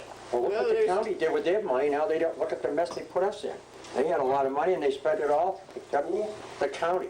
Now they don't have any money in reserve. I've talked too much tonight, let's not get involved with it. I don't think we want I've to got an awful problem. dig into that. Go ahead. Lyle, you want one more quick? What was our assessment increase this year? Our assessment was 2.8, It I was think. an increase of 2.8? Yes. That only amounts to, I think I figured that out, it's less than $3,000 additional dollars to work with. So that offsets, every year it helps to offset the inflation. But every year it's been going up and up and up and up, and our taxes never go down, and everybody that works for the... Every year, the inflation goes up and up and up, and that helps to offset that inflation. That's one reason. I don't, Hell, it offsets raises, that's what it does. the raises are such a small part of the total budget. And I guess a That's what couple, the old woman said.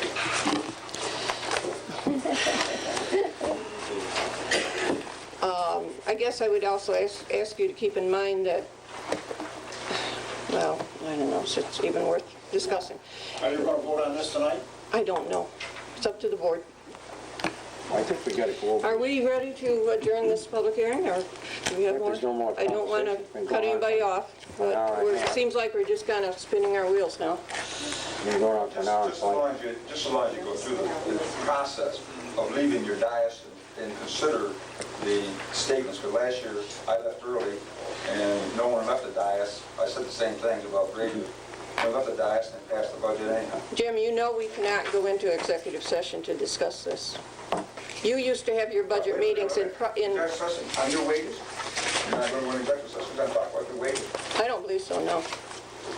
Personnel matters. Now, a lot of these things... Well, that's a personnel matter, eh? No, personnel matters in terms of job performance. They shouldn't be discussed like some people have made comments tonight. If you're going to talk about, if they're going to talk about your performance, they're going to have to go into executive session. But I mean, I'm willing, you know, we cannot go into executive session to discuss the budget, and you know that.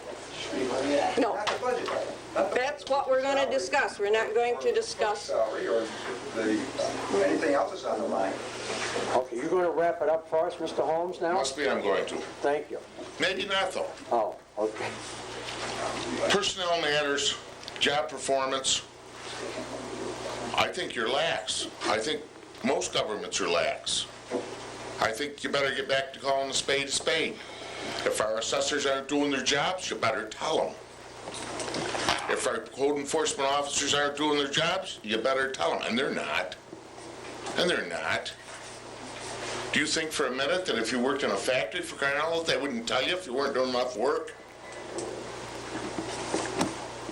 We got to get out of the oh, we don't want to get upset them mode. We got to get out of the secrecy mode, or the mode that if you don't grab my butt, I won't grab yours.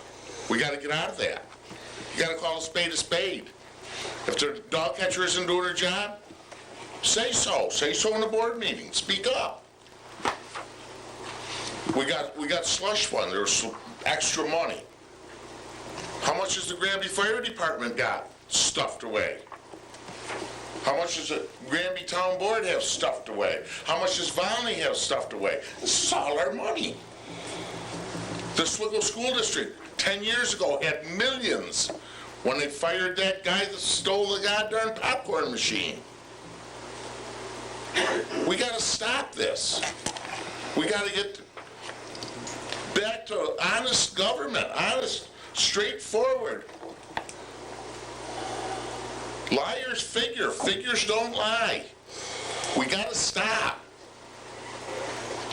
I guess that's all I've got to say. And you got to cut the budget. Holding the line, don't get it. Okay, we got everything. Adjourn? I want to make a motion to adjourn the public hearing on the budget. I would say so. I think we're... Okay, I make a motion to adjourn the public hearing on the budget. I'll second it. Any discussion on that? Ruth, you call the roll? Counselor Anthony? Counselor Anthony? To adjourn We're the... going to Yes. close the public hearing. I said yes. Counselor Greff? Oh, you didn't hear. Yes. Supervisor Hoffman? Yes. Counselor Haggerty? Yes. Counselor Arnold? Yes.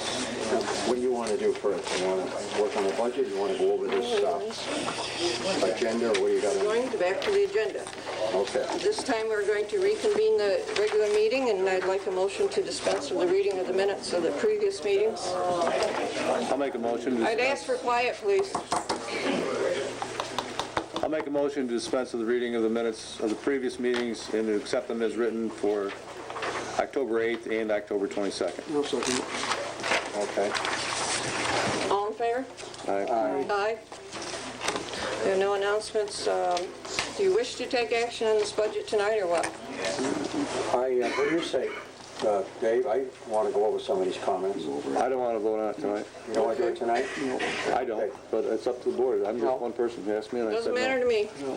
We do have to meet before November 20th. I think, So we got to meet, what, next can we Wednesday? meet next Wednesday? Sure. 7 o'clock? Okay. And that will be the only item of, That's as the far item. as I know, on the agenda at that time. Okay, 11, 19. The 19th at 7, huh? The 19th? Yeah, 7 o'clock. Okay, now, we have an ice and snow contract. Lynn, would you have any comments about that? Got it here. Is that the county thing? Actually, there's been a lot of talk about the county changing the way they reimburse the towns, but as of yet, they haven't made any changes. So this contract is identical to the contracts we've worked under for a number of years. So I hope that's good news. it is the same. I hope yeah. that Oh, it is for this year, we hope. they, at least for this year, that they maintain it. What we need is a resolution to authorize, this is signed by the highway superintendent. I'll make that resolution. And I'll second it. Any further discussion on that? No, it's the same it's been for the last, right along. Ruth, will you call the roll? Counselor Anthony? Aye. Counselor Greco? Aye. Supervisor Hawthorne? Aye. Counselor Haggerty? Aye. Counselor Arnold? Aye. Okay. Ruth reminded me this afternoon that we need to re-advertise for fuel bids for next year. Do we have a resolution to authorize, I guess, Ruth, do you put the ad in? I think Lynn draws it up Lynn draws it up and, for fuel bids. I'll make that resolution. I'll second it. any discussion on that one?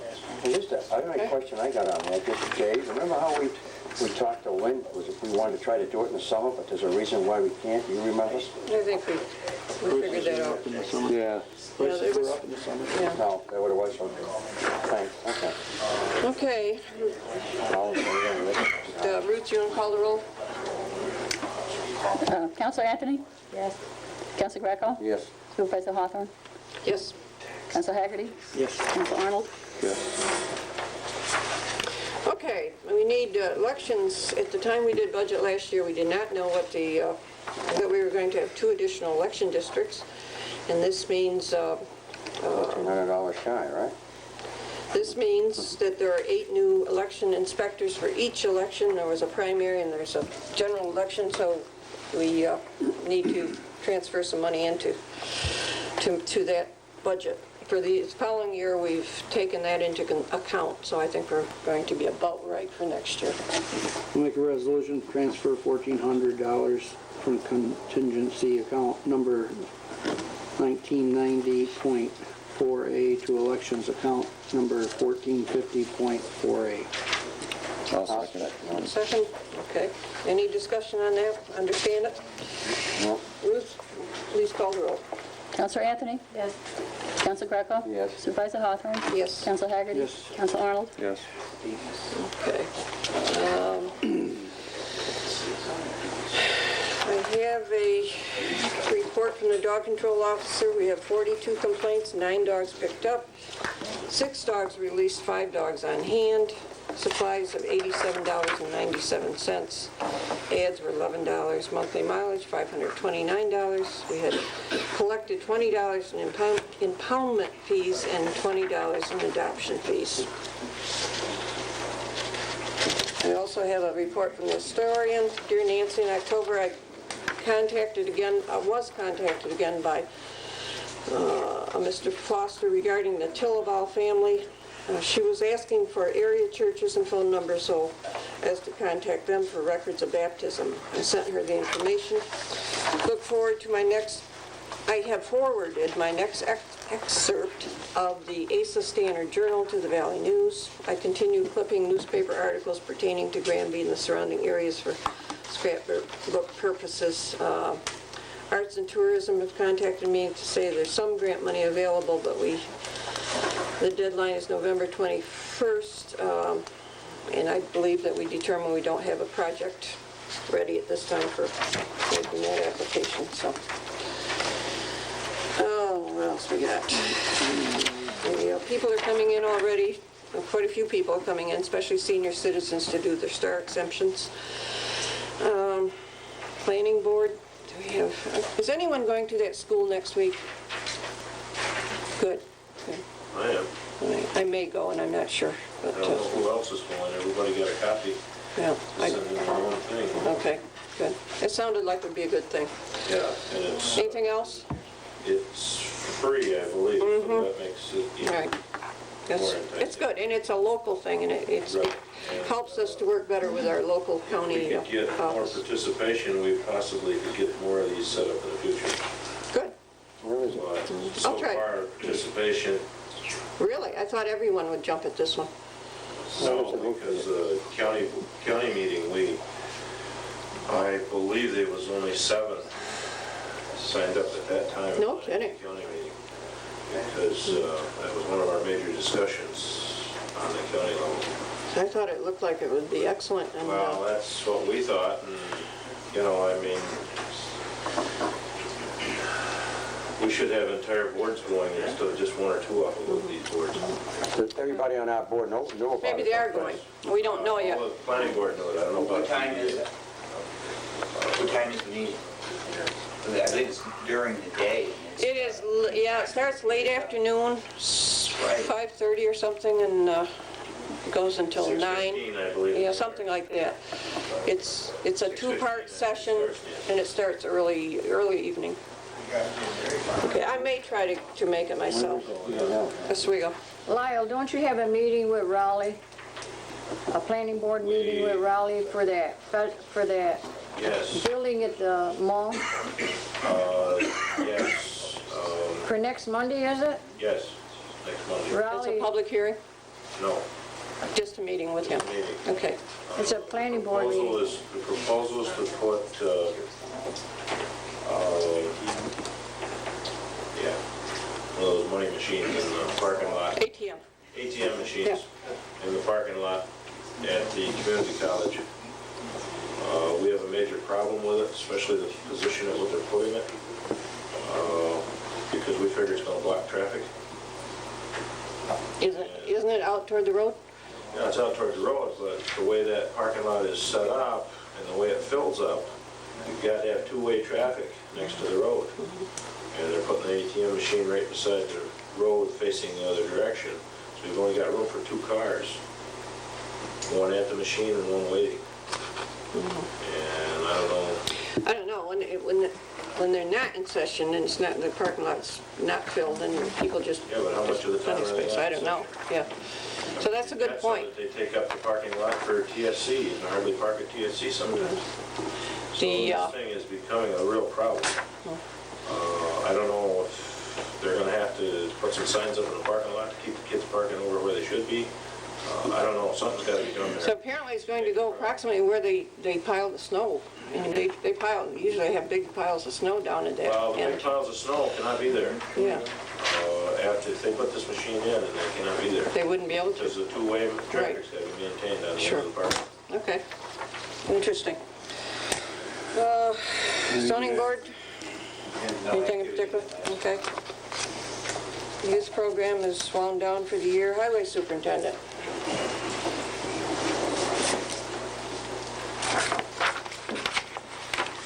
We've seen a lot of damage to road signs this year because of the amount of high winds we've had.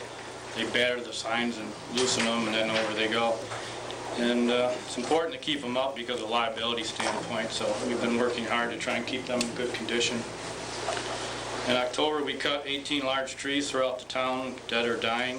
Most of them I had calls on. Most had to be topped with a bucket truck, and then we go back afterwards and clean them up as time allows. We're just about finished with that now. We've also cut some brush on the bridge on Old State Road. Had a call on that. We usually try and get up there and do it every few years because it blocks the site visibility of people trying to get across that area. We completed drainage work on Germandale, Leomar, Russell, and South Finney roads. We started preparations for winter. This includes hauling sand, mixing it with salt and piling it. The snow markers have been installed. The trucks are prepared by removing the tarps, and then we mount the plows, the wings, and the sanders. We've also put the mower and sweeper into storage, and then, excuse me, when we take the Oshkosh out, we'll be servicing that. We had a couple calls on trash dumped on the roads, County Line Road and Doolittle roads. And Doolittle Road alone, there was 860 pounds of trash that we took to the county burn plant. They went through it to try and find a name, but they said it appeared to be as if somebody had a garage sale and whatever was left, they just took to the side of the road and dumped it. So it was a mess. We've had one truck hauling for the state DOT for a few days. They're short of trucks. I guess a lot of their equipment's in the shop and getting outfitted for winter. And this was an opportunity. We had to repay them because last winter we had their snow blower to use to get some of our banks back, and maybe with the winter we're going to have this time we may need it again, so we kind of worked together on that. And I completed the annual certification of local roads report, which helps determine the amount of capital aid the town receives for road repairs, which is called our CHIPS funding. So, that's all I have. Thank you. Lynn? Lynn. One question I had, I noticed the state took down their salt dome. Yes. Is that gonna put it back? I believe they're going to put up a different style, a different design, because the state's had problems, corrosion problems and failures with the domes. So for safety reasons, they're just removing them. One of the state guys I talked to said, at least in the Albany area, they're going to start using, one of the companies called it coverall. It's where they have the concrete walls that come up maybe 12 foot that they can load against, and then they use a fabric cover on top of that. Mm-hmm. So I think that may be what they're going to do up here, but I haven't heard definitely for sure.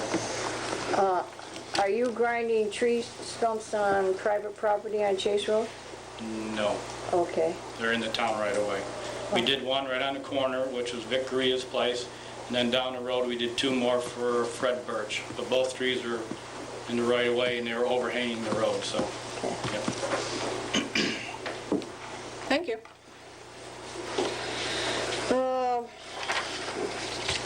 I have given each board member the monthly report of all activity, as for financial activity, the revenues and expenditures, and the accounts are in good order. And of course, the other thing I worked on is spent a great deal of time on the budget, collecting the various pieces of information. It's not just a 2-hour thing, it's probably about 12 to 15 hours of my time, and that's my job as supervisor, to contact different people like our insurance carriers and so forth to get the data that we need to make the decisions. Town clerk. About the only thing I have to report is that we had a very successful first come, first serve hunting. The hunters came in on Saturday, November 1st. I came at 5:45 in the morning. There was already 7 cars in the parking lot. I processed 123 licenses that day in 6.5 hours, an average of 1 every 3 minutes, and most every one of them was successful. Terrific. Except mine. But you got it. You get it, right? Computer ate mine. But you got it. Yeah. Motion to pay the, or do we have any other councilors have any reports? No. Nope. You know what's going on.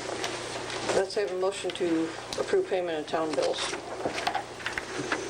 I'll make a motion to approve payment of the town bills as audited for abstract 11A in the amounts of $12,125.86 from general fund, $18,277.23 from highway fund, $83.44 from Willabob lighting fund, $1,506.10 from the West River Road North Sewer Fund. Okay. A second to that motion? I'll second it. Any discussion? Well, okay, never mind. Okay. Ruth? Councilor Anthony? Yep. Councilor Greco? Yes. Supervisor Hoffman? Yes. Councilor Hagerty? Yes. Councilor Arnold? Yes. Okay, I want to point out that, of course, we have decided to meet next Wednesday for purposes of wrapping up the budget. The work meeting, the regular scheduled work meeting is Tuesday, 25th. the 25th, instead of the Wednesday, the 26th, which is the night before Thanksgiving. And then the next regular monthly meeting will be December 10th at 7 o'clock. Now, I would welcome public comment about anything else that we haven't discussed already. Yes, sir.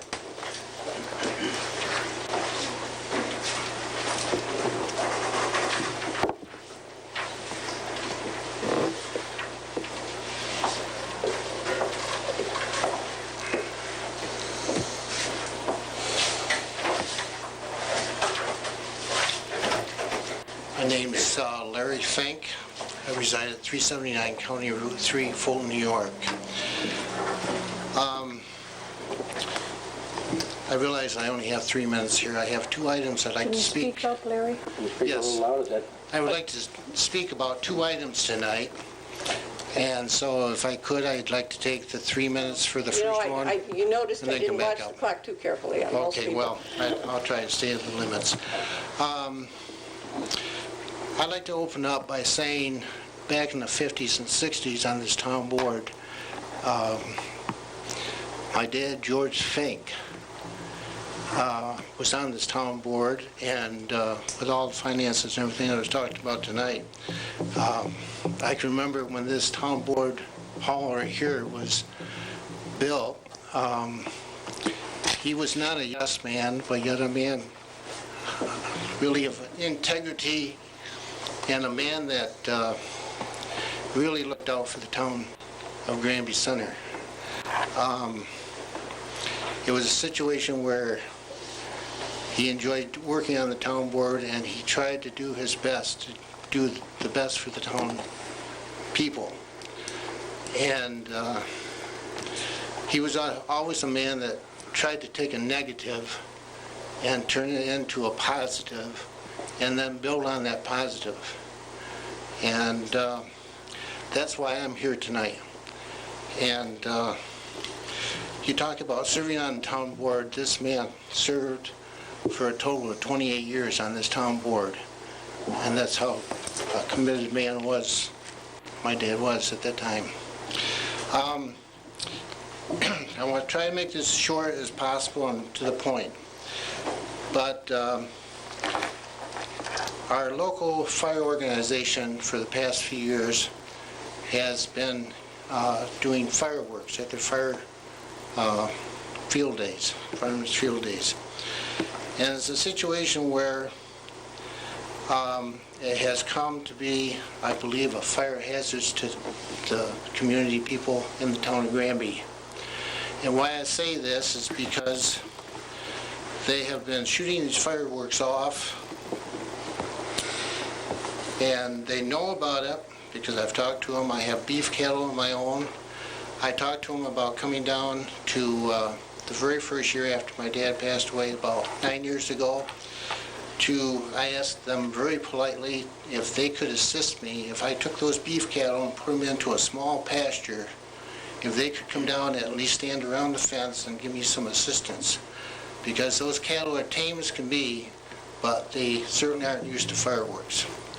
Those fireworks are shot off, by the way, right at our neighboring fences, Mr. Babcock's property.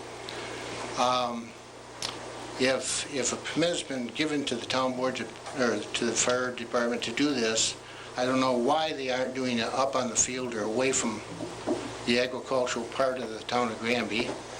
And what really irritates me, I think, how the whole situation is that they made that obligation to me the first year. The very next year, I get a letter from Mr. Shane Laws, and I'll tell you why. Because after the fireworks were over, the fireman that came down and committed to helping me out stood there for 2.5 hours fixing fences that the cows broke down because of the fireworks. Now, the next year, this was 1999, the year of 2000, June 16th, I get this letter from him, registered letter to me. The taxpayer of the town of Granby pays taxes, fire, and the town taxes. It says, Mr. Fink, be pleased to be advised that this year's fireworks will be held on Saturday, July 8th. At this time, we are asking you to take the necessary precaution needed for your animals prior to the fireworks display, as the fire department will be unable to assist if problems should arise. They know problems arise because of that first year. There will be a shortage of manpower this year due to the fact that most of the firemen will be involved with working on various booths that evening. Thank you in advance for your anticipated cooperation in this matter. I simply want to say, I have done what they have requested for the number of years now. And I have to say that I've come to the end of my rope with this.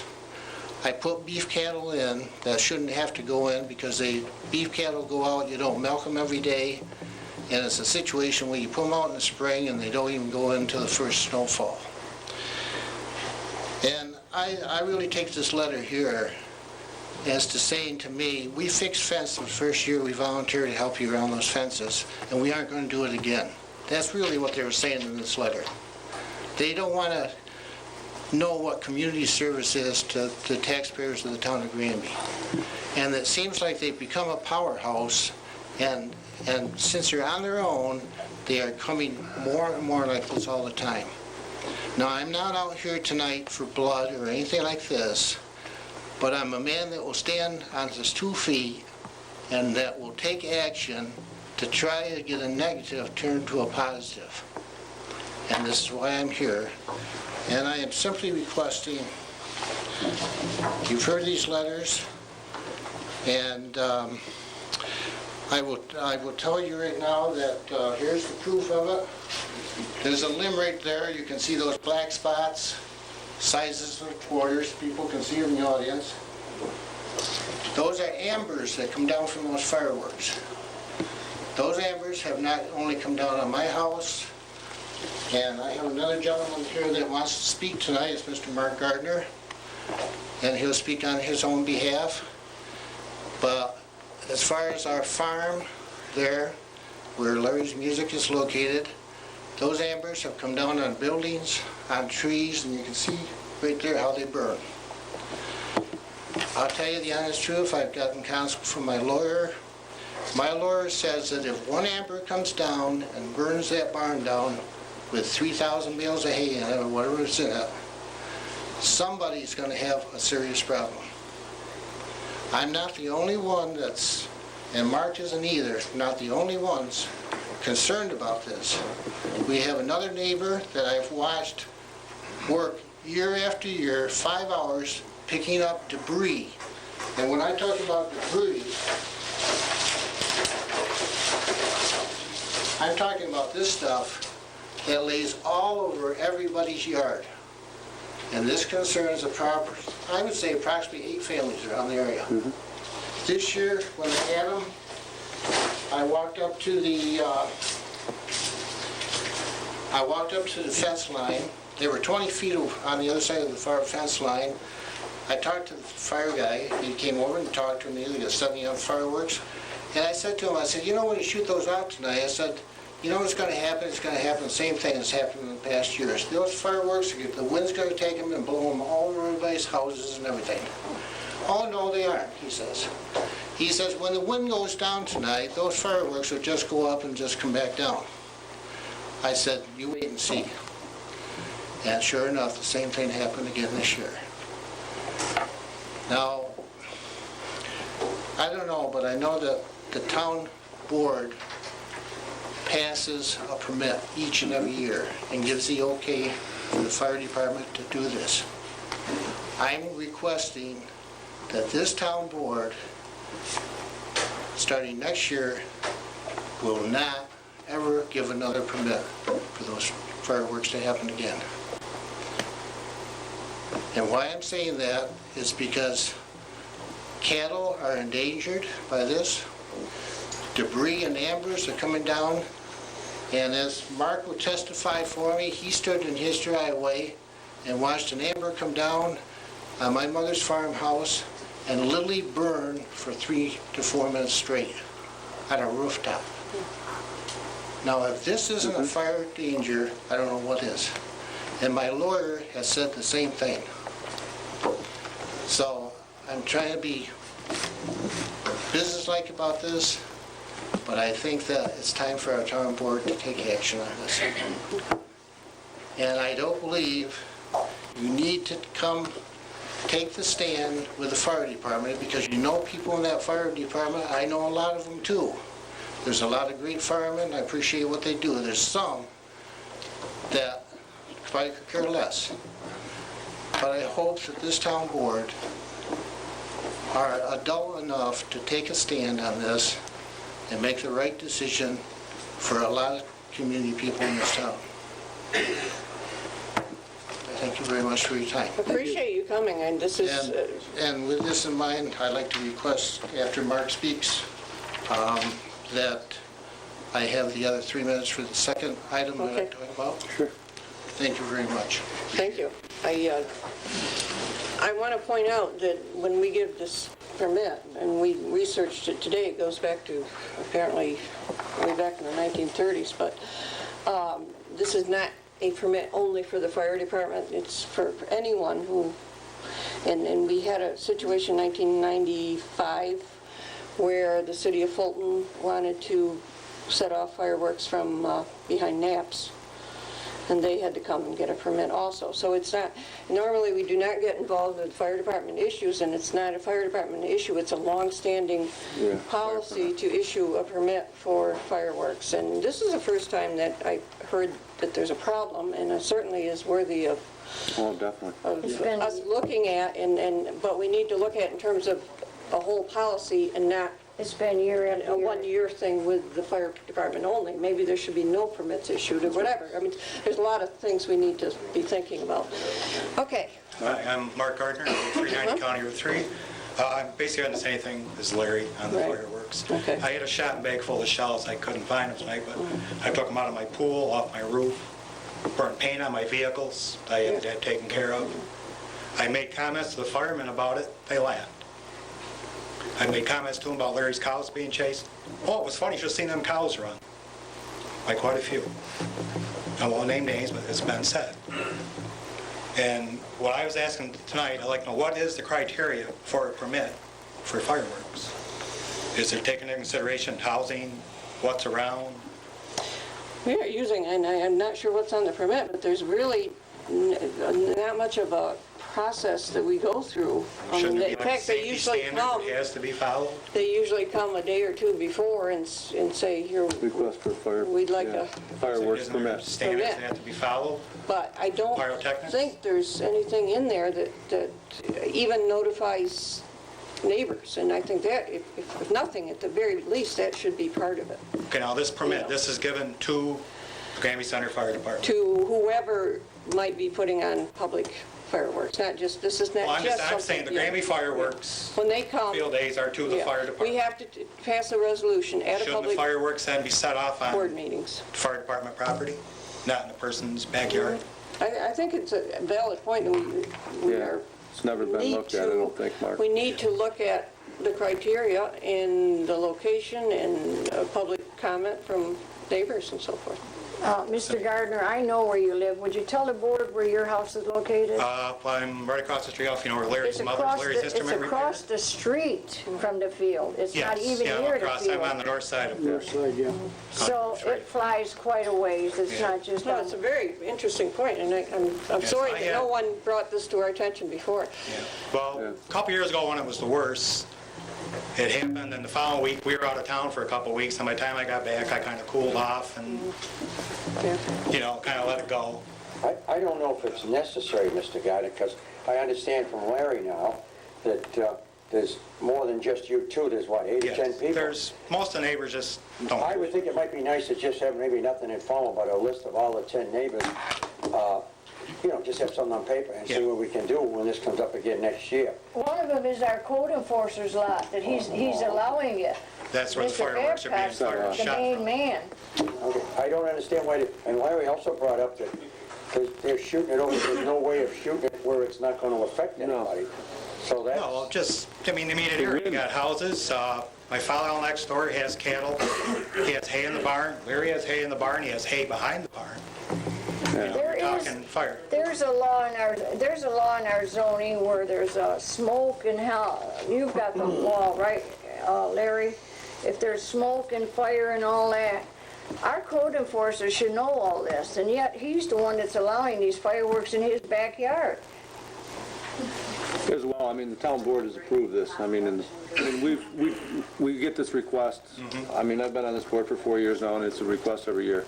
Was the first time? First time I've ever heard a problem, and I mean, it's just something Well, that... before, I brought it up just to firemen that I know, Right. and I say in the same consensus, it's been kind of like, See. too bad. And the point is there truly a safe place to release them down there? No, I don't You think know, so. you take a I swiggle mean, for you the look at Harbor Swiggle, Fest. it's over the lake, Fulton, it's over the lake. Right, exactly.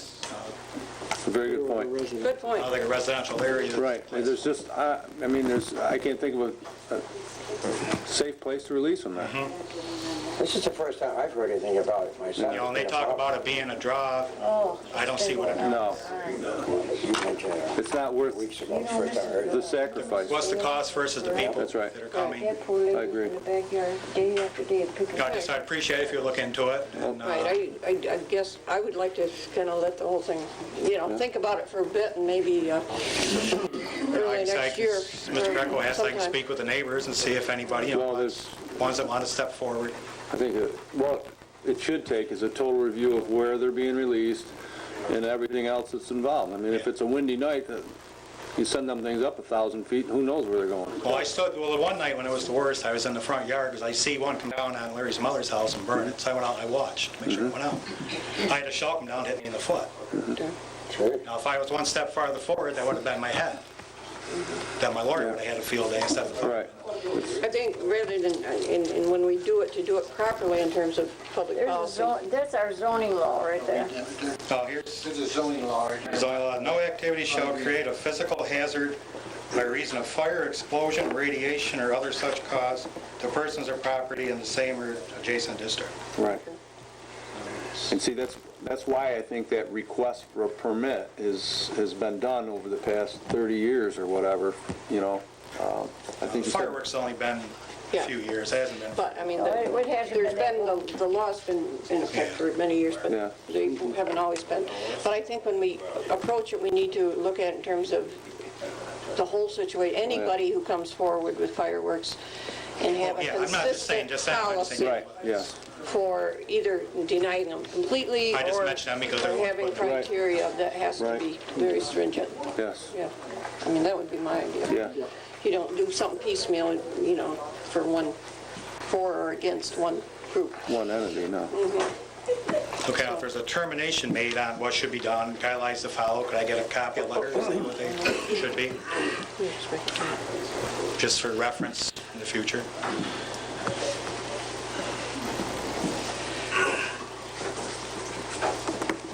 Okay, Okay, appreciate it. thank you. Thanks, Mark. Thank you very much. Someone else? Did you have something else, Barry, you wanted something something else else? you wanted to say, another point? Yeah. Why not?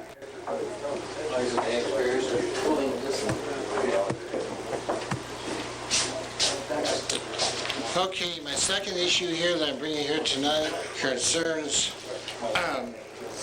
a stream in the town of Granby that has been shut off this summer just before Labor Day weekend. And what happened was that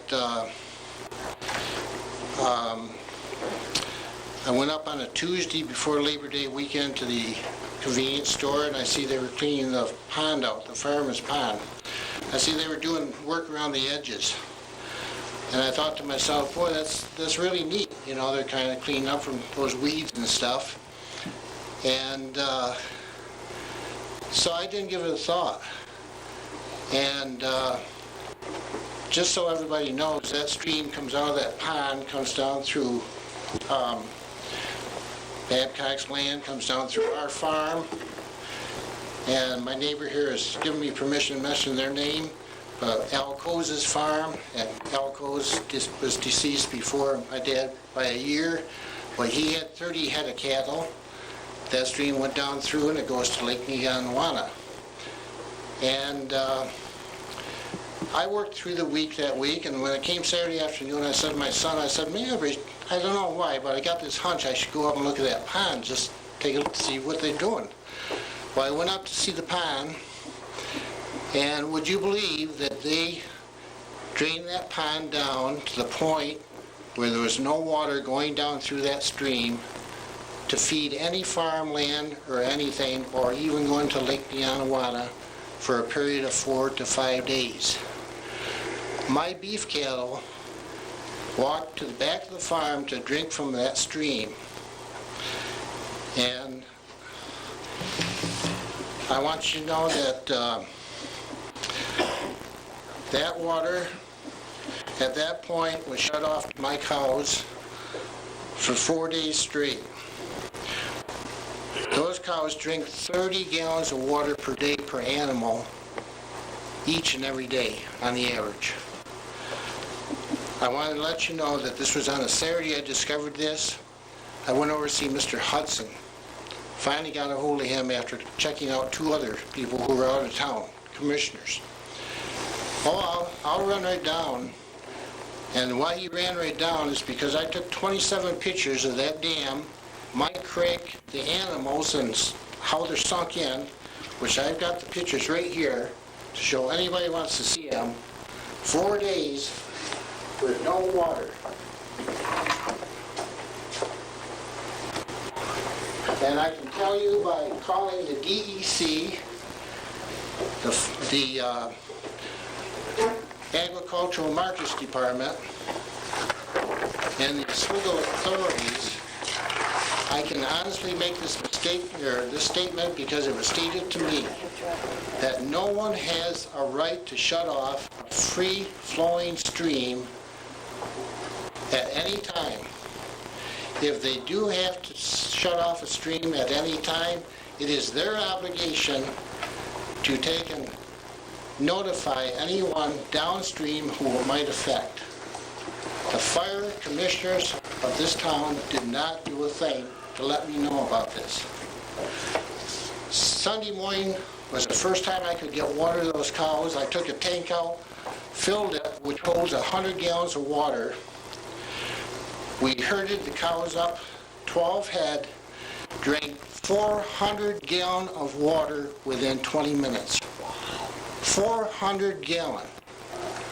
Now this, to me, if it isn't an act of cruelty to animals, a disregard for a taxpayer and a farmer, and an act by the fire commissioners of this town of Granby to go ahead on their own. And another thing I was told by Mr. Hudson, we went to the DEC and we got a permit, Larry. Well, I called the DEC permit man myself and found out there was no permit whatsoever issued to the fire department to do this project. You're absolutely correct. Thank you. Because I called and got the same information. Thank you.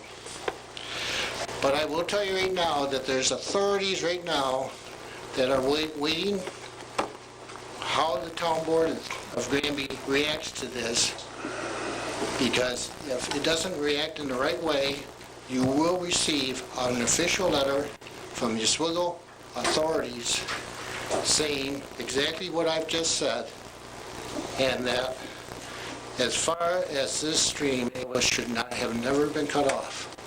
Now in your ordinances, which is right here black and white, it states farmers and dairy farmers must be allowed to plow, seed, cultivate, harvest, fertilize, spread manure and liquid manure, line, dusting, spray, irrigate, spray, which include water, or any other operation deemed necessary to successfully carry out farming activities. My question to this town board is, why wasn't this followed? My second question, we've heard a lot of discussion tonight about the fire, or the people that are in charge of our ordinance. One of them is a fireman, Mr. Backpack again.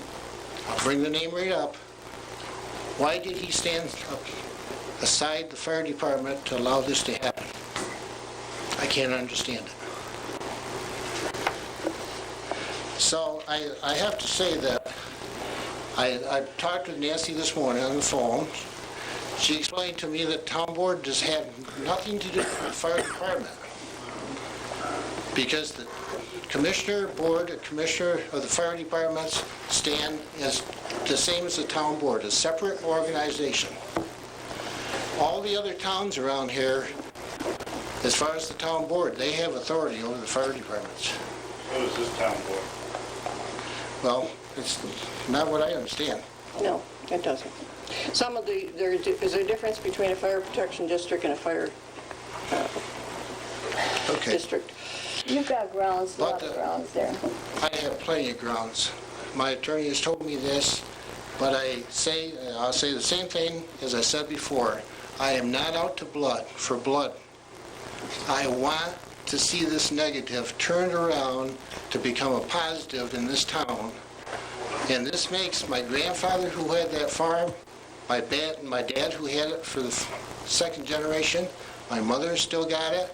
It's to turn, when something happens to her, it will be turned over to me, and I intend to leave it to my son, one of my sons. 4 generations. And if I do nothing else tonight, I want to see this turned around so it never will happen again in this town, as far as my son or anybody else involved. So I'll leave it in your hands, and what I want to do is request from the town board that on the fireworks situation and on this water situation, I would like to have a letter sent to me, and I'd like to have a letter sent to Mr. Gardner too, as what your decisions are on both of these issues. I would like it in black and white, please. I hope I don't sound too demanding, but I think it's just plain good business. Also, I want you to know that if any of the town board is interested, I have in my hand here the full summary of New York State water laws. And believe me, there's a lot of stuff. I received this just this afternoon by Oswego authorities.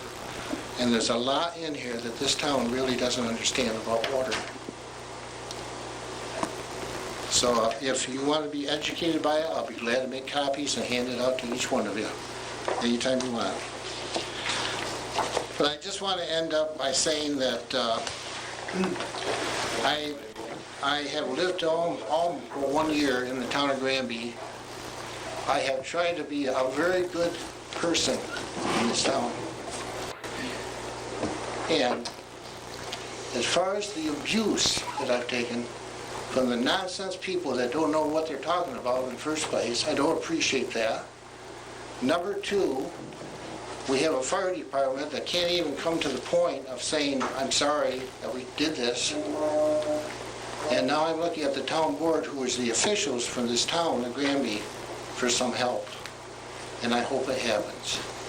I will tell you this right now, Mr. Hudson, they came down with water one day, and this, some of you heard about this.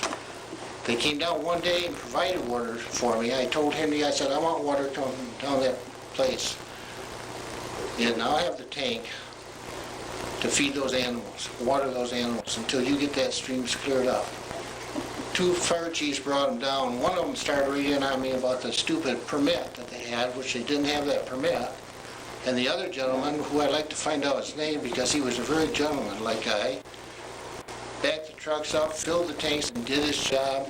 And I'd like to find out who he is because I publicly like to thank him for doing his job and doing it accurately and caring about the community and providing a good service. But it seemed like Mr. Buck didn't feel that way. He had to start in on me. And so it came off that Mr. Fink had a hostile attitude. Well, why wouldn't I? I'll tell you the honest truth, I'm not that type of person. I've never have been.